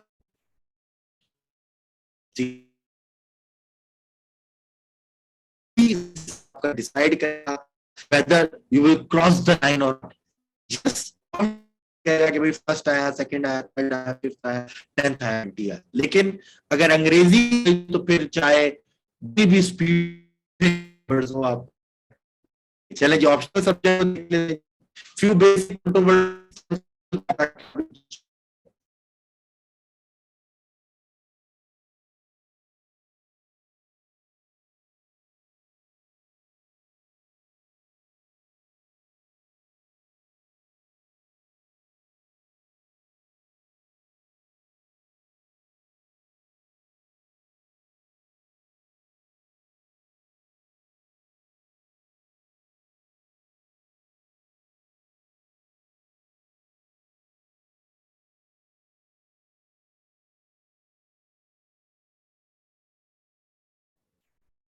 अच्छा, ये थोड़ी देर के लिए ग्लिच आया था तो जो है वो उसको सही कर दिया गया। अब मेरी आवाज सबको क्लियर है जी? मेरी आवाज सबको क्लियर है? थोड़ा सा इंटरनेट कनेक्शन का एक ग्लिच था, उसको सही कर दिया गया है। अच्छा जी, ठीक है ठीक है ठीक है, सही है सही है, बस इतने यस सर काफी है। मैं जरा क्वेश्चंस आप लोगों के पढ़ रहा था, फिर मैं ऑप्शनल सब्जेक्ट पर आऊंगा। हो गया। इसके ऊपर भी था, doctor sir I am student MBA, should I through reading the English newspapers and books from now onward like academic SAPSC writing just कैसे we have just been idea in my mind go for CSS upcoming year. Just an idea in my mind say जी कभी भी CSS नहीं होगा वकार। आपने proper बैठ के CSS के लिए डिसाइड करना है, उसके लिए स्ट्रेटेजी बनानी है, और ना बुक्स और न्यूज़पेपर से कोई चीज क्वालिफाई होगी। ऐसे की अपनी स्ट्रेटेजी है, बाकी चीजों की अपनी स्ट्रेटेजी है। बुक्स और न्यूज़पेपर से पास नहीं होगा। एक पर्टिकुलर कौन सी बुक है, किस बुक की बात कर रहे हैं, फिर सिलेबस क्या है, काफी चीजें होती हैं, ये एक जनरलाइज मैसेज से कुछ भी नहीं होने वाला। अच्छा जी, ऑप्शनल्स की बात कर लें। Few basic controversies, natural sciences subject, social sciences subject. हमारी एकेडमीज बच्चों को बड़ा इनकरेज करती हैं कि सोशल साइंसेज के सब्जेक्ट लें, आईआर, पॉलिटिकल साइंस। फिर बताएंगी कि जी आईआर में देखें जी ये 4-5 जो है वो आ गए ऐसे, तो आईआर आपको बड़ा हेल्प करेगा। No doubt IR is a very good subject, मेरा अपना सब्जेक्ट आईआर था। बट मैं हमेशा कहूंगा कि देखें, नेचुरल साइंसेज हो, सोशल साइंसेज हो, बिजनेस रिलेटेड सब्जेक्ट्स हो, ऑप्शनल्स इन चीजों पे डिसाइड नहीं करने। ठीक है ना? ऑप्शनल्स किस तरह डिसाइड करने हैं? 2 से 3 चीजें हैं। आपका एकेडमिक बैकग्राउंड, आपकी इंक्लिनेशन किस तरफ है, फिर आपने जाके उसका सिलेबस देखना है, आपने उसके पास्ट पेपर्स देखने हैं, फिर स्कोरिंग और नॉन स्कोरिंग ट्रेंड का टू अ सर्टेन एक्सटेंट बात आ जाती है। स्कोरिंग ट्रेंड क्या होता है? कुछ भी नहीं होता। जिस सब्जेक्ट में बच्चे ज्यादा अपीयर होते हैं तो उसका ओवरऑल स्कोर लो होता है। जिस सब्जेक्ट में बच्चे कम अपीयर होते हैं तो उसका ओवरऑल स्कोर ज्यादा होता है। तो आईआर और पॉलिटिकल साइंस में हर साल ज्यादा बच्चे अपीयर होते हैं, तो वो ऐसा बोला जाता है कि वो नॉन स्कोरिंग है। एनी हाउ, 3 से 4 चीजें आपने अपने जहन में रखनी है। एजुकेशनल बैकग्राउंड, इंक्लिनेशन, लाइक्स और डिसलाइक्स, सिलेबस और पास्ट पेपर। ये 5 चीजें करके फिर कोई भी आपका मेंटोर है तो उससे ये ना पूछें कि मैं सोशियोलॉजी रखूं या सोशियोलॉजी नहीं रखूं, स्कोरिंग है या नहीं है। उससे ये पूछें कि इस सब्जेक्ट के पॉजिटिव्स और नेगेटिव्स क्या है। अगर वो नेगेटिव्स भी आपको बता रहा है तो इसका मतलब उसका उस सब्जेक्ट पे वाकई कमांड है। फिर पॉजिटिव्स और नेगेटिव्स देखकर आप खुद से फैसला करें whether you want to opt that subject और नॉट।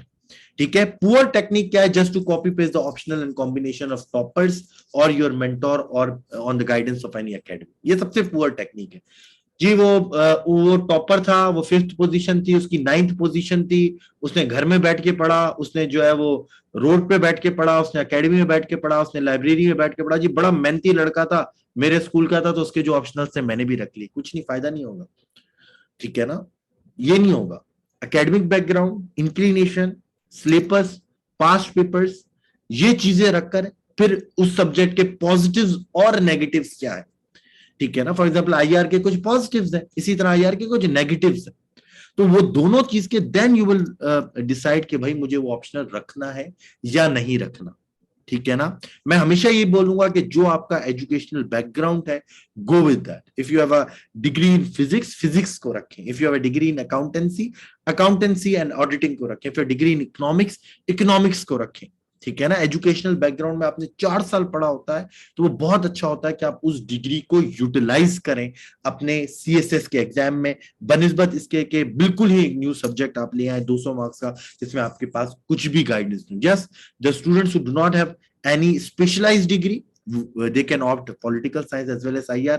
IR के अपने पॉजिटिव नेगेटिव्स हैं, पॉलिटिकल साइंस के अपने पॉजिटिव नेगेटिव्स हैं, इंक्लिनेशन चेंज है। ठीक है ना। पॉलिटिकल साइंस एक थोड़ा सा रुका हुआ, एक ड्राई तरीके का सब्जेक्ट है। IR प्रोग्रेसिव सब्जेक्ट है, चेंज होने वाला सब्जेक्ट है। तो हर एक की पर्सनल लाइक्स और डिसलाइक्स होती हैं। लेकिन ये कहना कि किसी ने बड़ी जी तैयारी की घर में बैठ के, इसमें बैठ के और उसके ऑप्शनल सब्जेक्ट ले लूं और उसने मुझे बोला है कि ये ऑप्शनल सब्जेक्ट ले लोगे तो तुम पुलिस वाले पक्के हो, ऐसा कभी भी नहीं होने वाला। ठीक है ना। वो कभी भी नहीं होगा। आपका अपना फैसला होना चाहिए on the basis of your own analysis. Yes, mentor की मदद लें, पॉजिटिव्स नेगेटिव्स पूछें, हर चीज पूछें।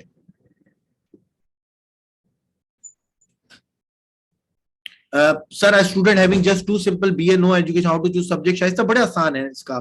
नेमल कह रही है इसका बड़ा आसान है, जैसे कि मैंने बोला। फिर आप हर सब्जेक्ट का पहले सिलेबस देखें, फिर उसका किसी टीचर से पॉजिटिव्स और नेगेटिव्स देखें, वो टीचर जो उसमें क्वालिफाई भी किया हुआ हो और उसके पास वो ऑप्शनल रहा भी हो।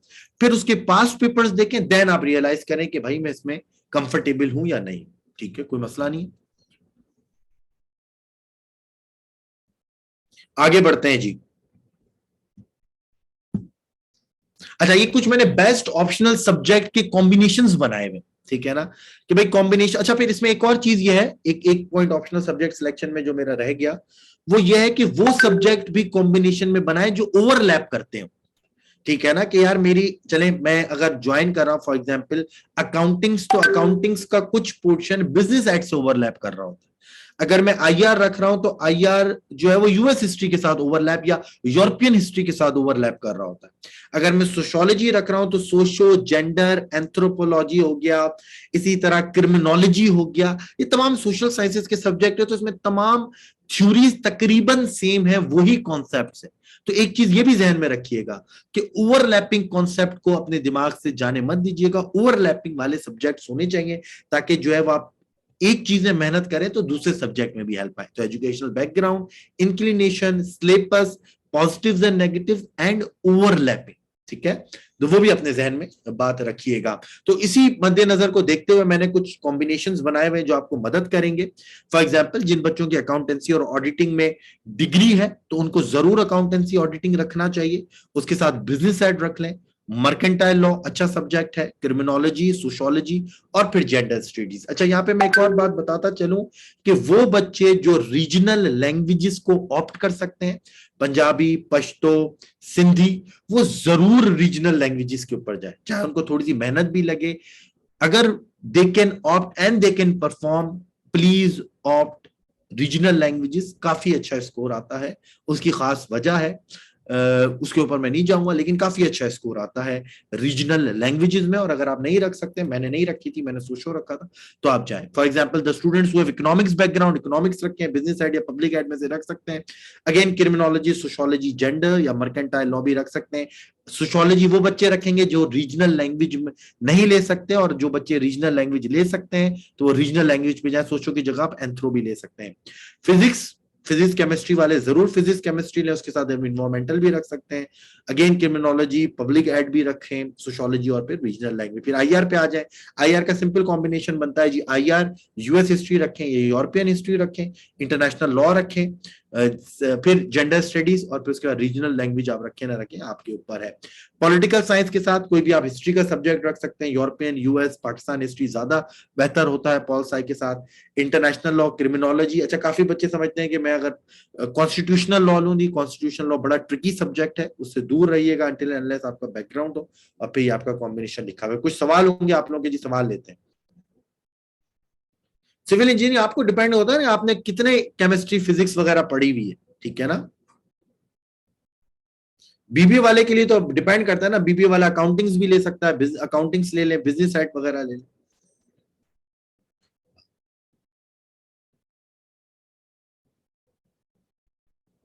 जी जी बिल्कुल सदफ, आप क्रिमिनोलॉजी चूज कर सकते हैं।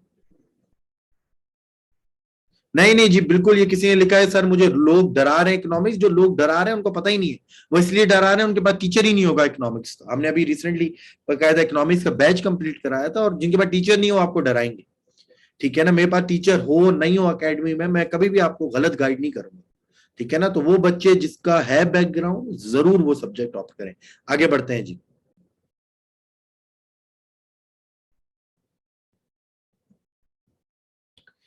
How to prepare compulsory in optional subject English ऐसे की बात कल करूंगा। ठीक है, बाकी करंट अफेयर्स का जब बैच स्टार्ट होगा उसकी बात तब की जाएगी। अभी थोड़ी सी बात कर लेता हूं प्रिपरेशन ऑफ नोट्स के ऊपर। ठीक है ना, कि भाई नोट्स किस तरह बनाए जाएं। शायद कहें sir I have done MCom but I am not good at accounting, but आपने एमकॉम पास किया है ना, मास्टर इन कॉमर्स से आपने एमकॉम पास किया है, तो आपको नॉट गुड एट अकाउंटिंग अलग बात अलग होती है, बट अकाउंटिंग आना ही नहीं वो बात अलग होती है। आपको सारे अकाउंटिंग्स की बेसिक्स पता होगी and you can perform a way better than अगर आप परफॉर्म करती हैं पॉलिटिकल साइंस और आईआर में, क्योंकि उसका तो आपको पता ही नहीं है कुछ। यहां पर क्या होगा, you you just have to polish your skills of accounting, बस। वहां पर तो आपको बिल्कुल भी नहीं पता कि भाई रियलिज्म क्या है, लिबरलिज्म क्या है, कंस्ट्रक्टिविज्म क्या है, पोस्ट मॉडर्निज्म क्या है, किस तरह किस थ्योरी को रिलेट करना है।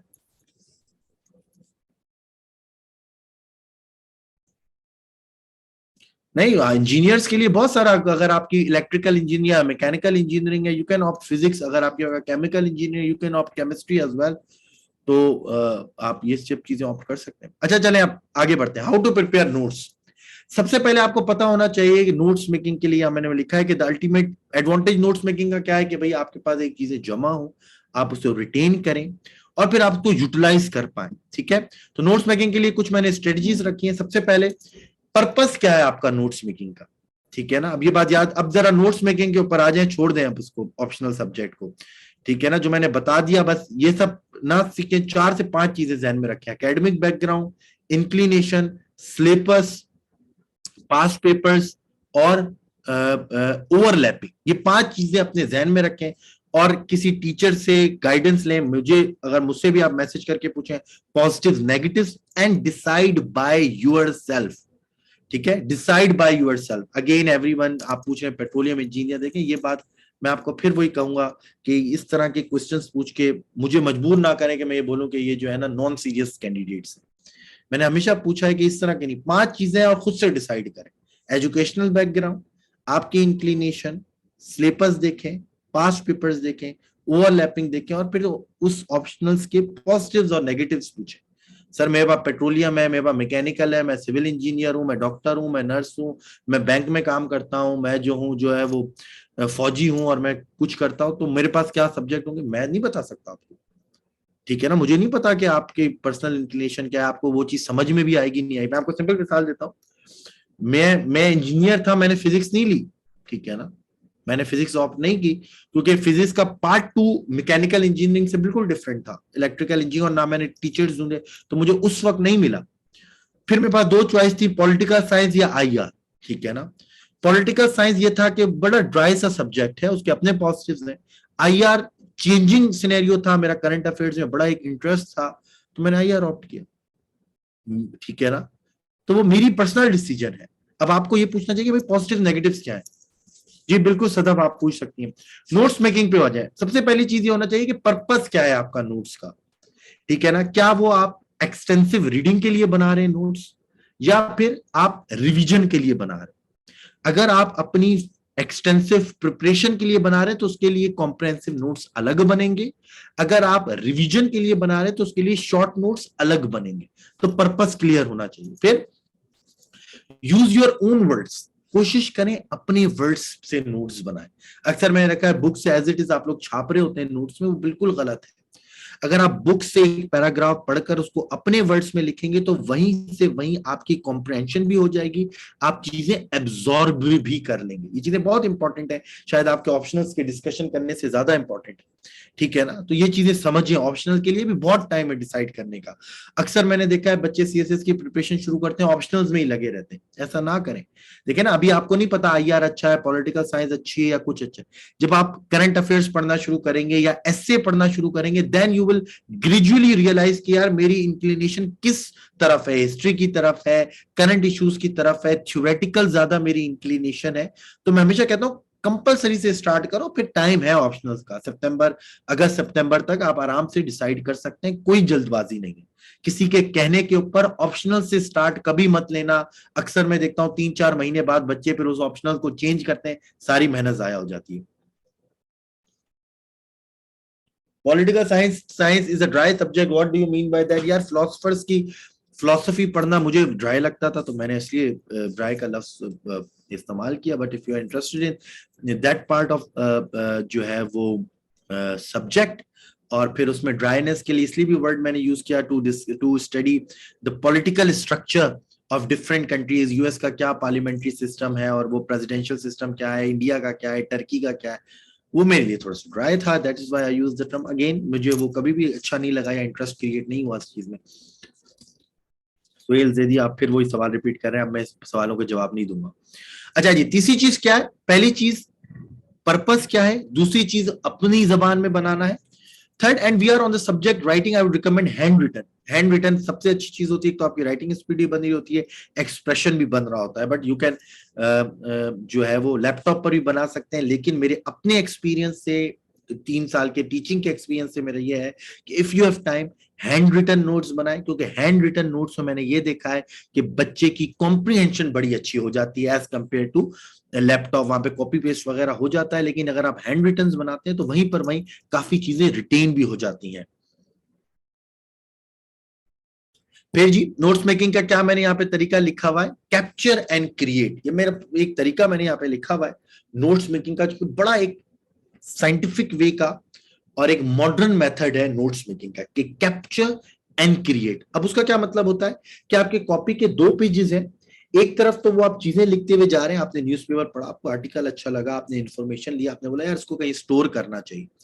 आपने न्यूज कॉपी के एक पेज पे वो लिखा, या एक पेज पे आपने 2 कॉलम बना दिए, एक तरफ कैप्चर का, एक तरफ क्रिएट का। वहां से आपने कैप्चर की, अपने लफ्जों में उस कॉलम में लिखी, और क्रिएट में आपने लिखा कि where will I utilise this information, इस इंफॉर्मेशन को मैं किन किन टॉपिक में, किन किन सब्जेक्ट में यूटिलाइज कर सकता हूं। फॉर एग्जाम्पल, आपने डैश डाल के लिखा गुड गवर्नेंस के इश्यूज में उसको यूटिलाइज कर सकता हूं, अकाउंटेबिलिटी के टॉपिक में कर सकता हूं, ठीक है, जो है वो करप्शन का टॉपिक आया, मैं इसको इसके अंदर यूटिलाइज कर सकता हूं, आईआर में इस चीज को यूटिलाइज कर सकता हूं।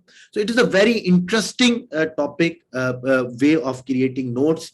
कैप्चर एंड क्रिएट, कैप्चर करें, लिखें, और फिर क्रिएट करें कि भाई इस इंफॉर्मेशन को मैं कहाँ यूटिलाइज करूं। ये बात मेरी समझ में आई चीज लोगों को? मैं एहसन का और सदफ का जवाब नहीं दूंगा, क्योंकि ये अब इररेलेवेंट क्वेश्चंस कर रहे हैं। ये चीज समझ में आई? अब किसी भी ऑप्शनल्स का सवाल का जवाब नहीं दूंगा, वो एंड में दूंगा।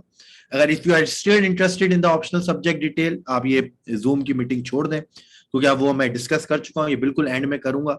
अब जो मैं चीज पढ़ा रहा हूँ उसके ऊपर फोकस करें, और you are still interested in optional subject discussion, kindly leave the जो है मीटिंग।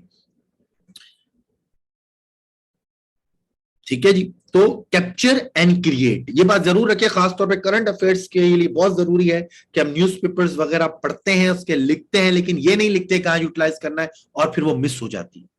ठीक है ना। तो ये बड़ा एक इंपॉर्टेंट वे है, कैप्चर एंड क्रिएट करें, बताएं ये चीज यहां पर है, ये चीज यहां पर है, ताकि आपके अच्छे नोट्स मेकिंग हो।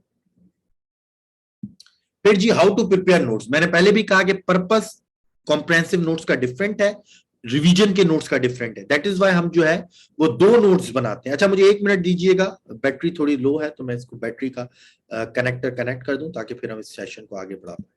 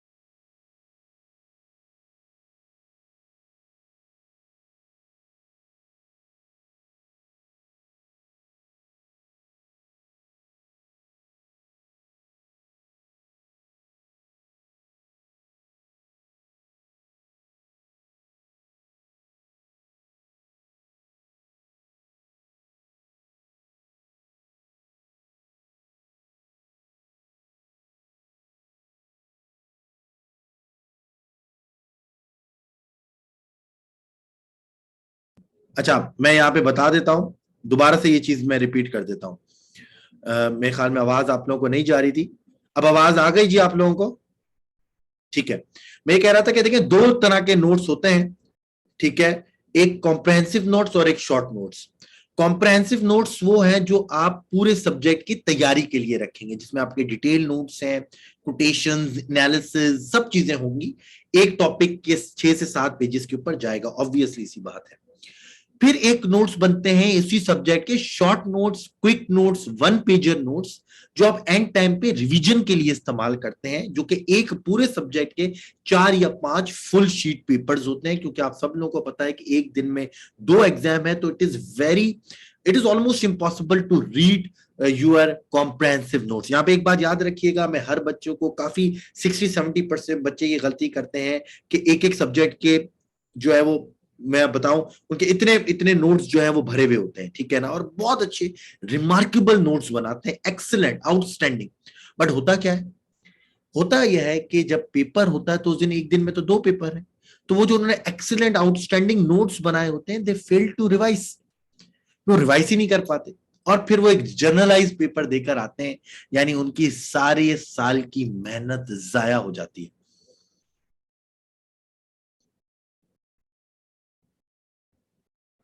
ठीक है, सारे उनकी क्या हो जाती है, मेहनत जाया हो जाती है। इससे बेहतर क्या है कि आप एक्सीलेंट आउटस्टैंडिंग नोट्स बनाएं, चाहे उनकी कॉम्प्रिहेंशन कितनी भी ज्यादा हो, उसके साथ आप जब वो सिलेबस तैयार कर लें, फिर उसके साथ एक शॉर्ट नोट्स भी बनाएं जो क्विक रिवीजन के लिए हो, ताकि वो जो आपकी मेहनत है वो आप वहां पर लिख कर भी आए। हमारे बच्चे गलती करते हैं, पूरे साल नोट्स बनाते रहते हैं, एंड टाइम पर वो देख कर ही परेशान हो जाते हैं कि मैं इसको रिवाइज कैसे करूंगा या करूंगी, और एंड टाइम पर जो है ना, वो वहां पर जो है वो इशू कर देते हैं। ठीक है जी, तो ये बात अपने जहन में रखिएगा। पर्पस क्या है नोट्स मेकिंग का, वो आपको क्लियर होना चाहिए। कॉम्प्रहेंसिव नोट्स अलग, शॉर्ट नोट्स अलग, अपनी ओन लैंग्वेज में बनाए, हैंड रिटन बनाए, फिर कैप्चर और क्रिएट का लफ्ज जो है वो बात याद रखिएगा। अच्छा, ये बहुत अच्छा सवाल है शाइस्ता का कि सर ये जो क्विक नोट्स हैं या शॉर्ट नोट्स हैं, ये रिवीजन के टाइम पर बनाएं या डिटेल नोट्स के साथ? अच्छा, आप इसमें मैं अपनी बता देता हूं। वैसे तो कोई हार्ड एंड फास्ट रूल नहीं है कि मैंने क्या किया था अपनी प्रिपरेशन में। मैं ये करता था कि फॉर एग्जाम्पल मैं इस्लामियत पढ़ रहा हूँ, तो मैंने इस्लामियत के डिटेल नोट्स बना लिए। इस्लामियत मैंने सब्जेक्ट खत्म किया, मैंने for example general science and ability शुरू कर दिया, तो मैंने जनरल साइंस एंड एबिलिटी पढ़ता चला गया, और फिर क्या किया कि सैटरडे संडे में इस्लामियत को रिवाइज किया। और जब सैटरडे संडे में इस्लामियत को रिवाइज किया ना, तो जितने टॉपिक्स रिवाइज किए उसके मैंने शॉर्ट नोट्स बना दिए। फिर मैं जनरल साइंस एंड एबिलिटी पढ़ता चला गया, उसके नोट्स बनाता चला गया। फिर सैटरडे संडे को इस्लामियत के बकाया टॉपिक्स रिवाइज किए, तो उसके शॉर्ट नोट्स बना लिए। इस तरह मुझ पर बर्डन भी नहीं होता था, वरना आप एक साथ बैठ के कॉम्प्रहेंसिव नोट्स भी बनाएंगे और शॉर्ट नोट्स भी बनाएंगे, आपके ऊपर बहुत ज्यादा बर्डन होगा, और आपको ये लगेगा कि मैं पूरा दिन बैठ के नोट्स ही बनाता रहता हूं। ऐसे ना करें, कॉम्प्रहेंसिव नोट्स बना के वो सब्जेक्ट छोड़ दें, नेक्स्ट सब्जेक्ट के ऊपर मूव करें, सब्जेक्ट स्टार्ट करें, सैटरडे संडे पे पुराना सब्जेक्ट रिवाइज करें, या जो भी 10 दिन बाद आपने जो टाइम बना हुआ है रिवीजन का, सब्जेक्ट रिवाइज करें, और उसके साथ उसके शॉर्ट नोट्स बना दें, फिर उस शिफ्ट कर जाएं। फिर जब पीछे आ रहे हैं रिवाइज करें, शॉर्ट नोट्स बना के आगे बढ़ जाएं। इसे 2-3 जब आप लगाएंगे जो है वो रिवीजन के सेशंस, तो 2-3 सेशंस में आप देखेंगे आपके, एक तो आपका पूरा सब्जेक्ट भी रिवाइज हो जाएगा, आपके शॉर्ट नोट्स भी बन जाएंगे। फिर तीसरे सब्जेक्ट के ऊपर मूव कर रहे हैं, तो जब रिवाइज करेंगे जनरल साइंस एंड एबिलिटी, तो उसके शॉर्ट नोट्स बना लेंगे। तो ये एक टेक्निक है शॉर्ट नोट्स बनाने की। अगर आपको इससे अच्छी ज्यादा एक टेक्निक पता है, go on and go fourth, but एक साथ बैठकर कॉम्प्रहेंसिव और शॉर्ट नोट्स ना बनाइएगा, बड़ा मसला क्रिएट होगा, और फिर जो है वो आपको ऐसा लगेगा कि आप एग्जॉस्ट हो जाएंगे। अस्मा कह रही है sir you are prepared from world time institute और एनी अदर, इस सवाल का क्या ताल्लुक सीएसएस की प्रिपरेशन का? देखिए ना, मैं हमेशा कहता हूं कि स्टूडेंट्स के सवाल आप लोग ऐसे होते हैं कि बड़ा मुझे अजीब सा लगता है। शुरू से मैं एक आपको कह रहा हूं कि ये चीज मैटर ही नहीं करती, आपका मेंटोर, आपका गाइड, आपके एकेडमी किस टीचर से पढ़ा है, उसके पास क्या ऑप्शनल सब्जेक्ट्स हैं, ये मैटर नहीं करते।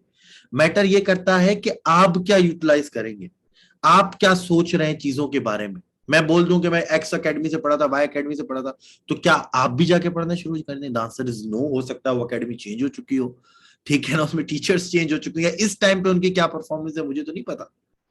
ये चीजें बिल्कुल, ये चीजें बिल्कुल एक ऐसे क्वेश्चंस हैं जो बिल्कुल नहीं करने चाहिए एक सीरियस कैंडिडेट को। सर नोट से रिटेन, हाँ रिटेन की मैं बात करूंगा, रिटेन के ऊपर एक पूरी मैंने वीडियो बनानी है कि किस तरह रिटेन, बल्कि इसमें भी है, हर चीज का जवाब मिलेगा सामिर, मैंने स्टार्ट में भी बोला था, रिटेन पे भी बात करेंगे। जो ये बोले सर कंप्लीट सिलेबस या क्रूशल, क्रूशल वृशल कुछ नहीं होता। क्रूशल टॉपिक्स तो अगर हम दिसंबर में या जनवरी में बैठे होते तो मैं आपको बोलता कि क्रैक करें जी, क्रूशल वृशल नहीं होता इस टाइम पे ऊपर, इस टाइम पे whole syllabus, we have to prepare the whole syllabus and that is it, full stop. ठीक है, हमारे पास टाइम है, हमारे पास अपॉर्चुनिटी है, we are just sitting in May, अभी पेपर सीएसएस 2022 के हो रहे हैं, we have ample amount of time, we do not want to waste it, हम पूरा सिलेबस तैयार करेंगे। नेक्स्ट है जी हमारे पास हाउ टू रिटेन इंफॉर्मेशन, अभी किसी ने सवाल भी किया था, किसने किया था, समीर ने किया था मेरे ख्याल में। आ जाए जी रिटेनिंग इंफॉर्मेशन के ऊपर, आ जाए हाउ टू रिटेन इंफॉर्मेशन, ये कुछ चीजें मैंने यहाँ पे लिखी हुई है। Keep revising the subjects, weekends, weekly text, writing practice and keep your patience. अब जैसे इस पे बारी बारी बात करनी है, जैसा कि मैंने कहा हमारे बच्चों की गलती होती है, एक सब्जेक्ट खत्म किया उसको फिर जाके तिजोरी में रख दिया जैसे कि सोना है, कि भाई निकालना नहीं है, आखिर में एग्जाम से पहले निकालेंगे। ऐसा नहीं होता, आप वो सब्जेक्ट भूल जाएंगे। आपने इस्लामियात कवर किया, फॉर एग्जांपल 15 मई है आज, आपने 15 जून को इस्लामियात खत्म किया, आपने जनरल साइंस एंड एबिलिटी शुरू किया, 6 दिन आपने जनरल साइंस एबिलिटी पढ़ा या 5 दिन जनरल साइंस एबिलिटी, 2 दिन आपने इस्लामियात रिवाइज किया, एक ये तरीका है, ठीक है ना। फिर आपने वो सब्जेक्ट पढ़ा, फिर आपने पीछे की चीजें रिवाइज की, रिवीजन, कंटिन्यूअस रिवीजन से आपको चीजें रिटेन रहेंगी, पहली चीज। दूसरी चीज, वीकेंड और वीकली टेस्ट, एक ये तरीका है कि आप वीकेंड के ऊपर टेस्ट दें, मैं यूजुअली वीकेंड के ऊपर टेस्ट दे देता, वीकली टेस्ट क्या आप वीकेंड के ऊपर टेस्ट दे दें, एक ये तरीका, उससे आपको चीजें रिटेन होंगी। फिर राइटिंग प्रैक्टिस, एक और राइटिंग प्रैक्टिस मोस्ट इंपॉर्टेंट है। बच्चे हमारे समझते हैं कि सिर्फ, मैं हमेशा कहता हूं लेक्चर्स, गाइडेंस या notes making, optional subject selection, book reading, it's just 50% of paper, बाकी 50% ये है कि आपकी राइटिंग प्रैक्टिस कितनी और आप एग्जाम में कितना करते हैं। तो पेपर रिटर्न पेपर है, उसके लिए लिखना पड़ेगा। फिर आप जैसे आप general science and ability prepare कर रहे हैं, तो आपने क्या किया, आपने बोला कि भाई फ्राइडे सैटरडे संडे में राइटिंग प्रैक्टिस करूंगा या सैटरडे संडे में राइटिंग प्रैक्टिस करूंगा। सैटरडे संडे आपने क्या किया कि 3-3 सवाल इस्लामियात के अटेम्प्ट कर लिए, 3 सवाल सैटरडे वाले दिन, 3 सवाल संडे वाले दिन। तो क्या हुआ, उन टॉपिक्स के यानी 6 टॉपिक्स आपके रिवाइज भी हो गए, आपने प्रैक्टिस भी कर ली, वो जाके किसी भी एकेडमी, किसी भी मेंटोर को चेक करा दिया, इंफॉर्मेशन रिटेन होगी। Last but not the least, keep your patience level, be patient. ऐसा नहीं होगा कि एक सब्जेक्ट जस्ट 20 दिन आपने कवर किया वो आपको 100% याद हो जाए टिप्स के ऊपर, इट इज इम्पॉसिबल। जो लोग कहते हैं अकेडमीज में टीचर ये देखो सब्जेक्ट कवर करके आ गया, इसको तो कुछ पता नहीं, फजूल बातें। ह्यूमन लेवल, ह्यूमन माइंड इस तरह काम नहीं करता, ठीक है। अक्सर बच्चे बड़े परेशान होते हैं, इस्लामियात की सर आयत याद नहीं हो रही, हदीस याद नहीं हो रही, मैंने इस्लामियात कवर कर लिया, अब मैं क्या करूं। भाई याद नहीं होंगी, ठीक है ना। आप इस्लामियत कवर करते हैं, आपको 25 या 30% आयात और हदीस याद होंगी, फिर आप एक दफा उसको रिवाइज करेंगे वो चीज 50% पे जाएगी, दूसरी दफा रिवाइज करेंगे 70% पे जाएगी, तीसरी दफा रिवाइज करने में आपको कम जाकर 90% चीजें रिटेन होंगी, खासतौर पर आयात और हदीस। Same is the case with current affairs, same is the case with any other subject. तो पहली बार कवर करने में अगर आपको चीजें नहीं याद, कोई मसला नहीं है, 25-30% यही होता है। एक एवरेज स्टूडेंट, एक एवरेज ह्यूमन के साथ यही होता है, अनटिल एंड अनलेस जो है वो हम कोई सुपर ह्यूमंस हो, ठीक है ना, तो हमें चीजें याद हो जाएंगी, ऐसी चीज नहीं होगी। तो कीप योर पेशेंस लेवल, नहीं हम जो है वो बिल्कुल नालायक, अक्सर मैंने स्टूडेंट्स को देखा है, सर मेरी जो है ना रिटेन करने की इंफॉर्मेशन बहुत स्लो है। भाई आप अपने आप को डिग्रेड कर रहे हो, ठीक है ना। जी सर उसकी देखें कितनी तेज है रिटेन, भाई वो तो रिवाइज कर रहा होता बैठकर, आप 4 घंटे दे रहे हो, वो 8 घंटे दे रहा है, तभी उसकी रिटेनिंग की इंफॉर्मेशन ज्यादा है, 3 घंटे रिवाइज भी कर रहा है। किसी की फास्ट या स्लो नहीं है, हर एक की अपनी प्रॉपर चीजें होती हैं। हाँ कुछ सब्जेक्ट्स में जो है फॉर एग्जाम्पल बोरिंग लगता है, मुझे जेंडर स्टडीज हमेशा से बोरिंग लगता है, मेरा कभी भी जो है वो कमांड नहीं हुई ना जेंडर स्टडीज के ऊपर। जब भी ऐसे में भी जेंडर स्टडीज का टॉपिक होता है तो मैं शायद खुद उस पर लेक्चर नहीं लेता, किसी और से दिलवाता हूँ लेक्चर, तो वो शायद उसको मुझे चीजें पढ़ने में बोरियत हो, शायद टाइम लगे। मुझे आईआर में या करंट अफेयर्स में बड़ा क्विक पढ़ता हूँ, इवन टेक्नोलॉजी मुझे बड़ा अच्छा लगता है, मैं बड़ी जल्दी से उसको कैच कर लेता हूँ, ये चीज हो सकती है। बट ऐसा नहीं हो सकता कि हर सब्जेक्ट में आपको याद ही ना हो। रिवीजन, टेस्ट, राइटिंग प्रैक्टिस और पेशेंस के साथ सारी चीजें आएंगी। ठीक है जी, यहां तक आपको समझ में आया कि रिटेनिंग किस तरह करनी है इंफॉर्मेशन। ठीक है ना, कीप योर पेशेंस लेवल, ये सब चीजें हो जाएंगी, बहुत टाइम है हमारे पास। ठीक है ना, एक अपने जहन में ये भी रखें कि हमारे पास टाइम बहुत है, it is an opportunity, but कुछ बच्चे इसको जो है लाइबिलिटी क्रिएट करेंगे, यार अभी तो टाइम बहुत है, बाद में प्रिपरेशन करेंगे, जून में करेंगे, जून खत्म हो गया जुलाई में करेंगे, अभी ये टेस्ट दे लें, अभी वो टेस्ट दे लें, अभी फुप्पो की बेटी की शादी है, मामे की बेटी की शादी है, वो सब शादियां होती रहेंगी। ठीक है ना, आपका टाइम यूं करके खत्म हो जाए। So it is an asset, utilise it in the best possible manner. ठीक है, तभी मैंने आखिर में आपके साथ स्ट्रेटेजी भी शेयर करूंगा। टाइम बहुत है प्रिपरेशन के लिए और टाइम बहुत कम है जाया करने के लिए। ये मैं आपको एक जुमला दे दूं, ये बस बात याद रखिएगा, टाइम बहुत ज्यादा है प्रिपरेशन करने के लिए, टाइम बहुत कम है जाया करने के लिए, अब आपके ऊपर है। Is there any mental exercise to sharpen memory? Mental exercise है वो अभी मैं डिस्कस नहीं करूंगा, उसके लिए मैं डिफरेंट जो है वो एक वीडियो बनाऊंगा शॉर्ट के, बहुत सारी मेंटल एक्सरसाइजेस हैं, टेक्निक्स हैं, कुछ एंटीसिपेशन से होता है, कुछ फास्ट मेमोरी से होता है, कुछ विजुअलाइजेशन से होता है, वो बहुत सारे की टेक्निक है वो है। लेकिन मैं आपको सिंपल चीज बता दूं, जो एक एवरेज जो मैं चीज करता हूँ, कीप रिवाइजिंग। ठीक है ना, तो वो आप रिवाइज करेंगे तो वो आपको चीजें खुद ब खुद चीजें याद हो जाएंगी। बाकी मैं जो है वो टेक्निक्स आपके साथ बिल्कुल शेयर कर लूंगा। भाई जी, how to schedule a study plan, ये चीज बहुत इंपॉर्टेंट है, जो मैंने आपके साथ स्टार्ट में भी कहा था कि 3 चीजें आपको करनी है, अगर आपको वो स्लाइड याद हो। कमिटमेंट एंड फोकस, जो कि आपके ऊपर है, आपका वाई कितना, how big is your Y will decide your commitment and focus. Steve Jobs ने कहा था focus like a laser beam, it's up to you. Guidance और स्ट्रेटेजी मेरी जिम्मेदारी है, ये पूरे सेशन में मैं आपको गाइड कर रहा हूं।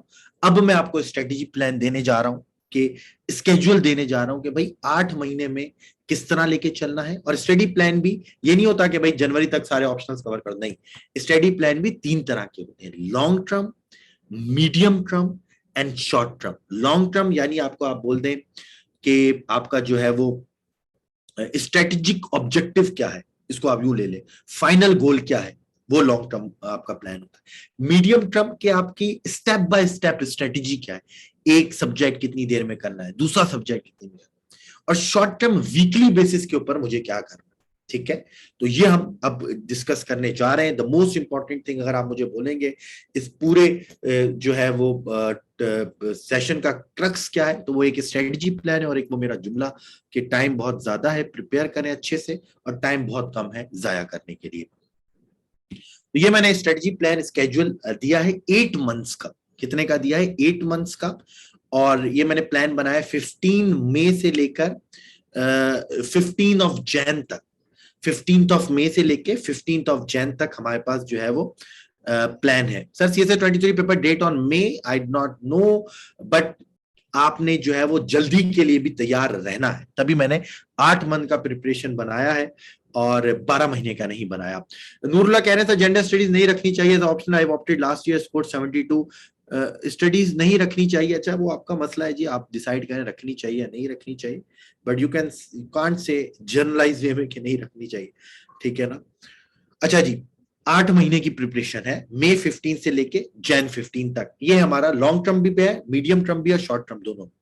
एमपीटी टेस्ट 200 मार्क्स का है, जो हम वीकली बेसिस के ऊपर एमसीक्यूज हमें तैयार करने चाहिए। 2-3 सोर्सेज हैं जी वीकली बेसिस के ऊपर, वो मैं आपको बता देता हूं किस तरह आपको एमपीटी तैयार करना है। पहली चीज, आपने न्यूज़पेपर में जो इन्फॉर्मेशन डेट्स वगैरह आ रही हैं उसको आपने नोट डाउन कर लेना है। फॉर एग्जाम्पल अभी vote of no confidence motion किस तारीख को आया, किस तारीख को इमरान खान की हुकूमत गई। ठीक है, तो ये सब चीजें आपको पता होनी चाहिए, न्यूज़पेपर में आपने चीजें डालती रहनी चाहिए। फिर JWT का मैगजीन होता है, उसके एंड में वो मंथ वाइज एमसीक्यूज देते हैं, उसको आप रिटेन कर लें, तो आपकी जो है वो एमपीटी की तैयारी साथ साथ जो है वो होती चली जाएगी। सर आपका ऑनलाइन बैच हर मंथ स्टार्ट होता है? नहीं जी शाइस्ता, 30 दिन में तो मैं आपको बताऊंगा क्या होता है, मैं शायद आप हमारे साथ शुरू से नहीं जुड़ी हुई, इसको तो हमने बड़ा क्रिटिसाइज किया है इस चीज को। अच्छा, एमपीटी की तैयारी साथ साथ चलानी है, लेकिन सिर्फ एमपीटी की तैयारी नहीं करनी। ठीक है, अगर आप डेली बेसिस के ऊपर रोजाना 20 मिनट भी एमपीटी को दे रहे हैं, and it is more than enough. फिर 12 सब्जेक्ट्स हैं जी हमारे पास, जिसमें से इंग्लिश एसे और इंग्लिश कंपोजिशन आपने थ्रू आउट प्रिपेयर और उसकी प्रैक्टिस करनी, ये बात याद रखिएगा। अगेन आई एम रिपीटिंग, ये बहुत इंपॉर्टेंट बात बताने जा रहा हूं, चाहे किसी से भी पढ़ो, किसी टीचर से पढ़ो, मुझसे पढ़ो, हमारी अकेडमी पढ़ो, XYZ कहीं से भी पढ़े, prepare and practice English essay and English composition throughout the year till the first exam of CSS 2023. ये ऑप्शनल सब्जेक्ट की तरह या कंपलसरी सब्जेक्ट की तरह नहीं है। इस्लामियात, GSA, current affairs, socio, political science, IR, accountings तो खैर नहीं, इन सब्जेक्ट्स की तरह नहीं है कि 30 दिन प्रिपेयर किया और फिर छोड़ दिया, फिर 2 दिन में रिवाइज कर लिया, ये नहीं है। ये कंटिन्यूअस प्रैक्टिस मांगते हैं। तो 12 में से 2 सब्जेक्ट तो हमें कंटिन्यूअस प्रैक्टिस करनी है। किस तरह करनी है? इंग्लिश एसए का पूरा कल सेमिनार है, कल से हमारा बैच भी स्टार्ट है, पहला ओपन सेमिनार है, उस पर डिस्कस करेंगे। लेकिन अभी माइंडसेट में हमें ये बता देना है कि हमें पूरे साल प्रैक्टिस करनी है इंग्लिश एसए और इंग्लिश कंपोजिशन। बाकी बचे 10 सब्जेक्ट, 8 महीने हैं हमारे पास, यानी एक सब्जेक्ट के लिए 24 दिन है। ठीक है, अब हमारा टारगेट क्या है कि यार हमें, जो मैंने बताया था लॉन्ग टर्म ऑब्जेक्टिव है कि हमें जैन के मिड तक या जैन के एंड तक हमें अपने पूरे 10 सब्जेक्ट की प्रिपरेशन कर लेनी है, चाहे कुछ भी हो जाए। ये लॉन्ग टर्म ऑब्जेक्टिव है। मीडियम टर्म प्लान क्या है कि try to complete every subject in 24 days. 24 days का मतलब 25 दिन भी हो सकते हैं, 27 दिन भी हो सकते हैं, महीना भी हो सकता है, थोड़ा आगे पीछे हो जाए, कोई इशू नहीं है। फिर मीडियम टर्म में क्या है कि स्टार्ट कहां से लेना है। ठीक है, स्टार्ट यहां से, अब कोई मुझसे पूछे sir your position in CSS, again इससे क्या ताल्लुक है? ठीक है, आपकी प्रिपरेशन का। मेरी अगर फर्स्ट पोजीशन है, या मेरी अगर बिल्कुल, हमारे कौन सा था, मेरे ख्याल में 375 बच्चे थे, अगर मेरी फर्स्ट है या 375 पोजीशन है, तो इस चीज से क्या ताल्लुक? अगर मेरी बात आपको रैशनल लग रही है, अगर मेरी बात आपको इंपैक्टफुल लग रही है तो फॉलो करें, नहीं लग रही तो छोड़ दें। या अगर मेरी पोजीशन की वजह से मेरी बात की जो है वो इंपॉर्टेंस है आपके ऊपर, तो फिर आपके माइंडसेट को जो है वो, उसके लिए मैं कुछ नहीं कर सकता। इसका मतलब आपको अपने थोड़ा सा माइंडसेट पे काम करने की जरूरत है आमिर। ठीक है जी, तो इस बात को थोड़ा सा सोच के दिएगा। ठीक है जी, जरा कोशिश करिएगा, इसको सोचें। ठीक है ना, एक वो भी चीज थी कि क्या था, मेरे ख्याल में कोटेशन थी कि उसको ना देखो कि कौन कह रहा है, उसको देखो कि क्या कह रहा है। ठीक है ना, तो ये चीज बहुत इंपॉर्टेंट है। चलें जी, इस तरह के क्वेश्चन आते हैं, मेरा वैसे जो है वो आप लोग बिल्कुल माइंड सेट डिफरेंट चीजों पे कर लेते हैं, क्योंकि इस चीज के लिए बाकायदा पूरा एक सेशन चाहिए मेंटल डेवलपमेंट के लिए, जिसको मैं कहता हूँ थिंकिंग एबिलिटी के लिए, एनालिसिस के लिए, कि भाई चीजें किस तरह चीजें करनी चाहिए, उसके ऊपर बड़ी चीजें इंपॉर्टेंट है।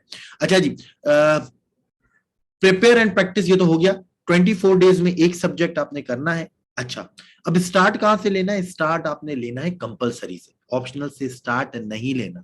उसकी मेन वजह मैंने क्या कहा है कि जब आप कंपलसरी से स्टार्ट लेंगे तो within 1 2 3 months you will realise कि मेरी इंक्लिनेशंस क्या है, मुझे क्या चीज में इंटरेस्ट है, मुझे क्या चीज समझ में आती है, मुझे क्या चीज समझ में नहीं आती। फिर उस दौरान आप 3 महीने तक अपने ऑप्शनल्स पे भी काम कर सकते हैं कि अच्छा, फॉर एग्जाम्पल IR के ये पॉजिटिव्स हैं, नेगेटिव्स हैं, इसका सिलेबस ये है, इसका पास्ट पेपर्स ये है। बच्चे गलती करते हैं, ऑप्शनल शुरू कर देते हैं। अब 3 महीने तक ऑप्शनल पढ़ते हैं, चौथे महीने में जाके बोलते हैं यार ये तो ऑप्शनल हमें समझ में नहीं आया, ये तो गलत हो गया। फिर किसी कहने पे ऑप्शनल चेंज कर देते हैं। आपने स्टार्ट करना है। मैंने वो एक बात तो तय है कि एसए और कंपोजिशन तो मैंने यहाँ पे लिख दिया, don't waste time, start from today. वो तो हम कल से इंशाल्लाह एसए और कंपोजिशन स्टार्ट कर दे, ऐसे स्टार्ट कर देंगे, कंपोजिशन 10-15 दिन बाद वो तो हम शुरू कर देंगे, और एंड तक इंशाल्लाह आपको चलाना है। उसके बाद आ गया, उसके बाद क्या करना है? Start from the easiest subject. सबसे आसान सब्जेक्ट कौन सा है मेरी नजर में? 2 सबसे आसान सब्जेक्ट हैं, एक का नाम है जनरल साइंस एंड एबिलिटी और एक का नाम है इस्लामियात। अब आपकी मर्जी है जनरल GSA से शुरू करो या इस्लामियात से शुरू करो। मैंने इस्लामियात से शुरू किया था। ठीक है, नमाज, रोजा, ज़कात, जिहाद, हज वगैरह बचपन से पढ़ने हैं तो उसको हमें रिटेन करने में आसानी होती है।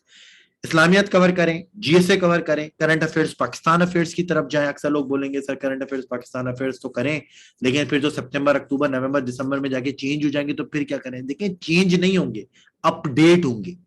तो आपको सिर्फ अपडेट करना पड़ता है, चेंज कभी भी कोई चीज नहीं होगी। अभी जो इस साल पाकिस्तान अफेयर्स का सवाल आया वो जो है वो 18th अमेंडमेंट में उसने डेफिशिएंसीज पूछी है। मेरा 2 साल पुराना लेक्चर उठा के देखें 18th अमेंडमेंट का, एज इट इज वही लेक्चर आपने उसमें लिखना था जो आज का सवाल है 2022 का। यानी कहने का मतलब ये है कि 70-80% चीजें वही होती हैं, कुछ चीजें अपडेट होती हैं, वो आप बिल्कुल अपडेट कर सकते हैं। फिर आप जो है वो एबिलिटी, आप इस्लामियत कर लिया, जनरल साइंस एंड एबिलिटी कर लिया, करंट अफेयर्स पाकिस्तान अफेयर्स कर लिया, सितंबर तक आपने ये तमाम कर लिए। फिर आप जो है ऑप्शनल सब्जेक्ट के ऊपर है, again 1 month for optional subject. Start करें 200 नंबर वाले सब्जेक्ट से स्टार्ट करें, ठीक है। समीर कह रहे हैं sir I covered 18 amendment from your video. अब आप समीर बताएं कि वो वीडियो जो है मेरे ख्याल में 2 साल पुरानी है, और वो बिल्कुल ऐसा लगेगा कि वो आज का लेक्चर है, क्योंकि उसमें कोई अपडेट ही नहीं हुई, ठीक है ना। हाँ, रिलेशंस में शायद कुछ हद तक अपडेट हो। या 200 नंबर वाले सब्जेक्ट से आपने स्टार्ट करना है और फिर ग्रेजुअली जो है वो मूव करना है। बाकी वो बच्चे जो अकाउंटिंग्स रखना चाहते हैं उनके लिए फिर अकाउंटिंग्स में भी वही चीज होगी जो एसए के लिए कि अकाउंटिंग्स नीड्स प्रैक्टिस, तो फिर आपको कंटिन्यूस प्रैक्टिस करनी पड़ेगी अकाउंटिंग्स की। और आईआर वाले बच्चे भी जो है फिर उनको अपडेट करना पड़ता है आईआर ग्रेजुअली, हर महीने नहीं तो हर 1-1.5 महीने के बाद। बाकी सब्जेक्ट में कोई मसला नहीं है।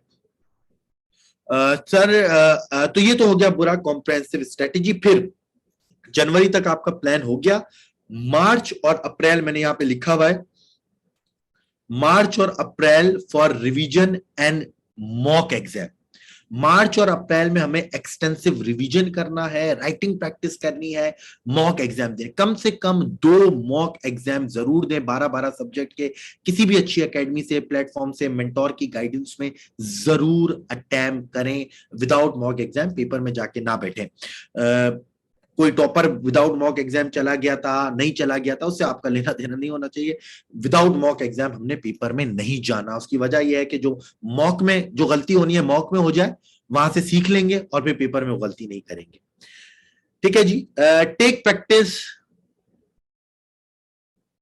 Take particular care of writing practice, presentation skills, weekly monthly test, assessment, evaluation, guidance. इन चीजों का आपने सिर्फ ख्याल रखना है कि गाइडेंस हो प्रॉपर, एवेल्युएशन और फीडबैक और वीकली मंथली टेस्ट भी हो, प्रेजेंटेशन के ऊपर काम करें और अपनी राइटिंग प्रैक्टिस के ऊपर काम करें। आप देखें आपकी कितनी अच्छी प्रिपरेशन होती है। अगेन आपको स्टार्ट में लेके जाऊंगा, commitment and focus, how big is your why, proper आपकी जो है वो guidance, mentorship, and the third comprehensive strategy. If you have these 3 things, all the rest of the things will be improved with the passage of time, and inshallah you will prepare best, you will get yourself prepare for CSS 2023। अभी मैं देखे ना आखिरी बात कुछ लफ्ज कहूंगा फिर सेशन को करते हैं। अभी ये नहीं सोचना कि CSS पास करेंगे नहीं करेंगे। अक्सर बच्चे मेरे पास आते हैं, सर मैं पास कर पाऊंगा, ड्यूरिंग प्रिपरेशन में आते हैं, सर मैं पास कर पाऊंगी नहीं। मैं कहता हूं it is not a right question. Right question ये है कि इस टाइम पे ये सोचना है कि मैं अच्छी प्रिपरेशन करनी है। पास होना फेल होना वो पेपर परफॉर्मेंस पे डिपेंड करना है, पेपर परफॉर्मेंस के बाद क्या होना है उस पर डिपेंड करना है। अभी ये करना है कि मुझे अच्छी प्रिपरेशन करनी, मुझे अपनी तरफ से ये करना है कि यार मैं अच्छी प्रिपरेशन करके जाऊंगा 100%। फिर क्या होता है वो नेक्स्ट स्टेज है, उसके ऊपर बाद में बात करेंगे, पेपर्स के बाद एनालिसिस करेंगे। मोहम्मद तौसीक कह रहे हैं सर क्रिटिकल थिंकिंग कैसे डेवलप करें। पहले तो आप मुझे ये बताएं क्रिटिकल थिंकिंग होती क्या है। अगर आपने अच्छी तरीके से डिफाइन कर लिया क्रिटिकल थिंकिंग को तो मैं आपको बता दूंगा डेवलप। इस तरह के क्वेश्चंस पूछकर अपने आप को कंफ्यूज ना करें। जब क्रिटिकल थिंकिंग की बात आएगी, क्रिटिकल एनालिसिस की बात आएगी, उस पर बाकायदा बात करेंगे, करंट अफेयर्स में बात करेंगे। वो पूछता है बाकायदा, आज भी इस दफा भी ऐसे आया, analysis of globalisation of market, उसके ऊपर बात करेंगे। अभी तो बिल्कुल बात कर रहे हैं कि यार स्टार्ट प्रिपरेशन कैसे, ठीक है ना। इन सवालों में जाके अपना टाइम जाया नहीं करेंगे और अपने आप को रोकेंगे नहीं। अभी हमें क्या करना है कि अपने आप को लाइट करके फ्लो के साथ जाना है। एक दफा हमारा फ्लो मेंटेन हो गया, बाकी सारी चीजें कोई चीज जो है वो जो है नहीं होता। नहीं सारा मैं आपके सवाल का जवाब दूंगा। Sir sorry but schedule for those who are attempting PMS as well, will it suit for both PMS? जी बिल्कुल सारा। मुझे पीएमएस की डेट नहीं पता और आप कौन सा पीएमएस देने जा रही हैं मुझे ये भी नहीं पता। पीएमएस पंजाब में भी है, केपी में भी है, सिंध में भी है, बलूचिस्तान में भी है, तो मुझे उसका अंदाजा नहीं है। अच्छा जी, अब नेक्स्ट है जी हमारे पास क्या है, रिटर्न एक्सप्रेशन की बात तो मैं ये कल कर लूंगा। अब जो है कल हमारी जो है वो 2 क्लासेस है। एक तो इंग्लिश एसे सेशन है, जो कि मैंने आपको पहले भी बोला कि इंग्लिश सेशन एसे का सेशन मैंने यहाँ पे लिखा हुआ भी है कि don't waste time, start from today. तो हम इंग्लिश एसे का सेशन कर लेंगे और उसके साथ साथ जो सीएसएस 2022 का एसे का पेपर है उसको भी एनालाइज करेंगे कि उसमें क्या चीजें हैं क्या चीजें नहीं है, और फिर आपको अपने जो ऐसे के प्रीवियस बेचेस हैं उसको भी मैच करके बताएंगे कि किस तरह चीजें प्रिपेयर होंगी। Then if you want to join our essay session, most welcome. वरना तो इतने बच्चे हमारे साथ हर साल आ जाते हैं, अल्लाह का शुक्र है कि हमें फिर जो है वो ऐसे स्टार्ट जरूर हो जाएगा जो है वो फिर मंडे या ट्यूसडे से। ठीक है जी।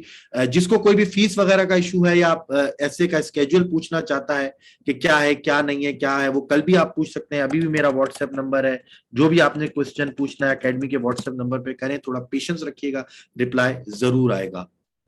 अच्छा जी, कुछ अगेन क्वेश्चंस है उसके रिप्लाई करें और फिर सेशन को खत्म करें। रुबाब क्या कह रही है जी? So I am in the last year undergrad and इंशाल्लाह will give CS exam 24। Can I start following your strategy from now because I want to start my preparation gradually. If you are preparing for CSS 2024, अभी सिर्फ आपने एक चीज कर दो चीजें करनी है, बल्कि एक चीज करनी है, अपनी अंग्रेजी को सही करें बस, अपने टेंसेस को, अपने ग्रामर को, अपनी एक्सप्रेशन को सही करें। ठीक है, बस ये चीज करें, बाकी कोई चीज करने की जरूरत नहीं है अभी। Sir I am going to join. अच्छा, यहाँ पे एक और सवाल था जॉब वालों का, उनकी भी मैं बताऊंगा अभी। सर मुझे लगता है मैं इस्लामियत उर्दू में ज्यादा भी, बिल्कुल आप फिर इस्लामियत उर्दू में अटेम्प्ट करें, कोई मसला ही नहीं है।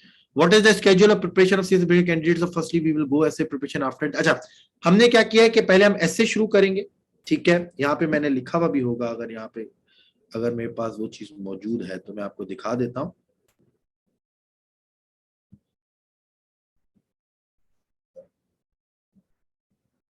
ये देखिए जी, मैंने लिखा है कि हम अभी एसए का बैच शुरू करेंगे। ठीक है, जो हम कल से करने जा रहे हैं। फिर हम जो है वो कंपोजिशन का बैच शुरू करेंगे।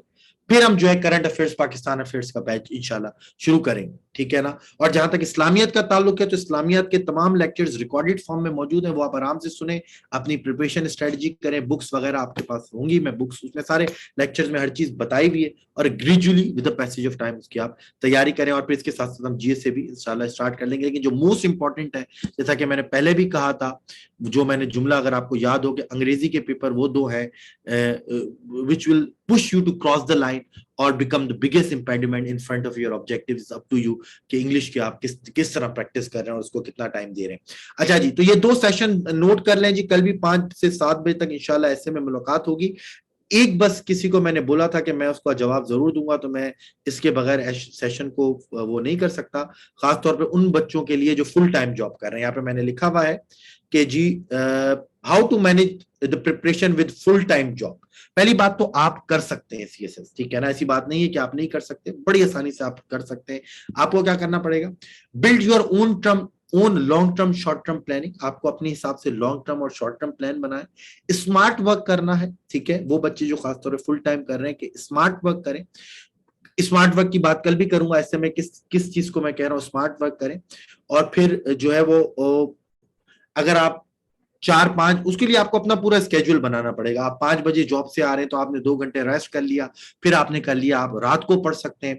अपनी नींद को आपने कम करना पड़ेगा, अपनी सोशल लाइफ को आपने थोड़ा सा कम करना पड़ेगा, क्योंकि मैंने पहले ही कहा था कि don't compromise on your objective but compromise for your objective. Objective पे कॉम्प्रोमाइज नहीं कर रहे, फॉर ऑब्जेक्टिव का क्या मतलब, नींद को कॉम्प्रोमाइज करें, थोड़ी सी सोशल लाइफ को कॉम्प्रोमाइज करें, थोड़ी सी फैमिली लाइफ को कॉम्प्रोमाइज करें, और आप देखें आपकी कितनी अच्छी प्रिपरेशन होती है। सर इंटर्नशिप से फ्री 5 बजे होता हूं तो लेक्चर कैसे लेंगे? इसी वजह से वो बच्चे जो फुल टाइम जॉब करते हैं उनके लिए हम फुल वीडियो रिकॉर्डिंग्स हर सेशन की एक्सेस देते हैं तमाम बच्चों को, ताकि वो आराम से, जो बच्चे ले रहे हैं क्लास वो भी बाद में सुन पाए, और जो बच्चे नहीं ले पाए वो भी सुन पाए। ठीक है जी, तो इंशाल्लाह we will meet tomorrow, hopefully कि मैं तमाम सेशन के आपको जवाब दे चुका हूं। अगर अभी भी आपके पास कोई क्वेश्चन है तो जरूर पूछे, नहीं तो फिर इंशाल्लाह एसए की क्लास में मिलेंगे। एसए का हमारा 3 मंथ्स का कोर्स है विद वीकली टेस्ट हर हफ्ते, और what to prepare, how to prepare, where to prepare, how to improve, सबके सवालों के जवाब इंशाल्लाह कल मिलेंगे। Faraz Ahmed sir, will you kindly open the mic, my question a bit. अच्छा, मैं ओपन कर देता हूं फराज आपका। I haven't started subjects decided to appear in 20, is it possible start now? क्यों नहीं, अभी तो मैंने कहा ना कि हमारे पास टाइम बहुत है प्रिपेयर करने के लिए, वेस्ट करने के लिए टाइम नहीं है। Agha Taimur, Sameer sir thanks a lot, okay welcome. Any website for current affairs? Sir current affairs की बात हम अभी नहीं करेंगे, मेरा करंट अफेयर्स का लेक्चर मौजूद है हमारे यूट्यूब पेज के ऊपर, यूट्यूब चैनल के ऊपर, सीएसएस ब्रिंदरी, आप जाएं how to prepare current affairs, how to attempt the paper of current affairs, from where to prepare the paper of current affairs, तमाम चीजें वहां पर आपको मिल जाएंगी। Sir apart from compulsory subject, optional subject, पूरे ऑप्शनल सब्जेक्ट की एक लिस्ट है जो हम ऑप्शनल्स करते हैं, accountancy, economics, physics, IR, pol sci, sociology, criminology, gender, इसके अलावा इंटरनेशनल लॉ, यूएस हिस्ट्री, ये तमाम चीज सब्जेक्ट जो है वो, बिजनेस एडमिनिस्ट्रेशन, ये मुझे आप व्हाट्सएप करें शाइस्ता तो मैं आपको जो है वो तमाम स्ट्रक्चर बता देता हूँ। Sir which book is recommended for general science and ability का भी मैं लेक्चर नहीं लिया, इस बारे में कुछ मैं कह नहीं सकता। फीस स्ट्रक्चर तो अगेन मैं यहाँ पर दोबारा से व्हाट्सएप नंबर मेंशन कर देता हूँ ताकि आप लोग करें। अभी मैं उनका माइक अनम्यूट करने जा रहा हूँ जिनका क्वेश्चन उन्होंने कहा है कि वो डिस्क्रिप्टिव है। कौन, क्या नाम था उनका? फराज अहमद। अच्छा जी, एक सेकंड फराज जी, फराज पूछिए जी।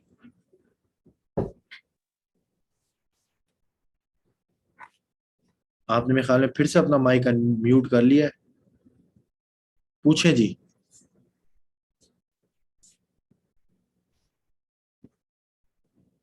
मुझे आप अपना माइक अनम्यूट नहीं कर पा रहे फराज, अनम्यूट करके छोड़ें फिर सवाल करें। अस्सलाम वालेकुम सर। वालेकुम सलाम जी।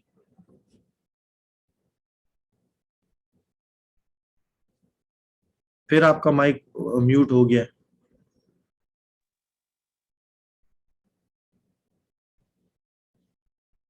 आप अपने माइक को ना छेड़ें, बस आज टू अनम्यूट करें और सवाल पूछें। सर आवाज जी जी आ रही है मेरी? जी जी, आ रही है, आ रही है। जब हम सीएसएस की प्रिपरेशन अरीना में दाखिल होते हैं ना, तो सर जब पहला जो रोड ब्लॉक सर हमें मिलता है कि हम अपने अराउंड सर लोगों को देखते हैं कि उन्होंने मल्टीपल मतलब ना किताबें पढ़ी हुई हैं। मतलब उन्होंने युवल नोआ हरारी भी पढ़ा हुआ है, व्हाई नेशंस फेल भी पढ़ा हुआ है, फ्रांसिस फुकुयामा भी पढ़ा हुआ है, and you name it sir, मतलब जो किताब आप देखें ना उन्होंने पढ़ी हुई है। तो सर आदत तो हम ना वहीं मतलब ना डिस्करेज हो जाते हैं कि मतलब एक साल के अंदर चलिए अगर बंदा पढ़े भी तो कितनी किताबें पढ़ लेगा, ठीक है, पूरी ठीक पूरी है, किताब तो नहीं पढ़ सकता। मैं फराज समझ गया आपका क्वेश्चन। अच्छा, अब इसकी रिप्लाई मैं आपको बता देता हूँ सिंपल। अब देखे ना, मुझे मेरे पास है, ये सामने मेरी बुक पड़ी हुई है, यहाँ पे ये तमाम बुक्स आपको मिलेंगी, मैंने पढ़ी हुई है। लिमिटलेस पढ़ी है अभी सामने, लियोनार्डो डा विंची पढ़ी है, युवा नोहारी पढ़ी है, सारी बुक्स पढ़ी हुई है। अब क्या सवाल ये पैदा होता है कि क्या ये बुक्स मैंने सीएसएस की प्रिपरेशन के दौरान पढ़ी थी? Answer is no. ठीक है ना। अब जो सीएसएस क्वालिफायर होता है ना, मसला ये होता है सीएसपी का, काफी सीएसपी का, कि वो अटेम्प्ट क्वालिफाई करने के बाद उनकी बुक रीडिंग बन जाती है, जिसकी वजह से वो ये सब बुक्स रीड्स कर रहे होते हैं। पहली बात, तभी उन्होंने ये सारी बुक्स रीड कर रही होती है। क्या ये बुक रीड करना मस्ट है? The answer is no. Yuval Noah Harari की बुक रीड करना मस्ट नहीं है। Yes, to a certain extent, जो उसकी बुक है 21 लेसन फॉर 21st सेंचुरी, उसके कुछ चैप्टर्स, अगर you want to prepare the essay on technology तो वो चैप्टर पढ़ लें। इसी तरह मैं बोलता हूं कि फॉर एग्जाम्पल वो 10 lesson for the post pandemic world जो फरीद जकरिया की, अगर you want to prepare an essay on globalisation तो उसका वो एक चैप्टर पढ़ लो और खरीदो भी ना। मैं ऐसे में हमेशा बच्चों को बोलता हूँ कि फॉर एग्जाम्पल मैं अगर ग्लोबलाइजेशन का थीम पढ़ा रहा हूँ, सिर्फ मैं उसको वो चैप्टर उसको देता हूँ कि भाई ये चैप्टर पढ़ लो, एंड दैट इज इट। ठीक है। हाँ, वाई नेशंस फेल पूरी पढ़ना तो जरूरी नहीं है, उसका सिर्फ रिव्यू पढ़ो, आपको पढ़ा जाएगा। वो एक ही बात कर रहा है कि वाई नेशन फेल में क्यों होता है, बिकॉज इंस्टीट्यूशंस फेल हो जाते हैं। आप उसको रिव्यू पढ़ लो, आपको जिस्ट उस चीज से मिल जाएगी। तो ये चीजें अपना टाइम वेस्ट करना जरूरी नहीं है। ये जो वो, अच्छा, फिर ये बात है, एक तो मैंने बताया कॉलेज, और जो फेल हो रहा है और बोल रहा है मैंने ये सारी किताबें पढ़ी है, तो वहीं से समझ जाओ तो इसने ये सारी किताबें पढ़ी हैं और जो सिलेबस था वो ये मिस करके बैठ गया, तभी ये फेल हो गया। ठीक है ना। तो सिलेबस पढ़ना जरूरी है। ठीक है, सिलेबस, उसके लिए minimum 1 book, maximum 2 books, more than enough है। अच्छा जी, युसरा का सवाल है, इनको भी अनम्यूट करते हैं जी। इससे आपने डिस्करेज नहीं होना, ठीक है ना जी। युसरा पूछे,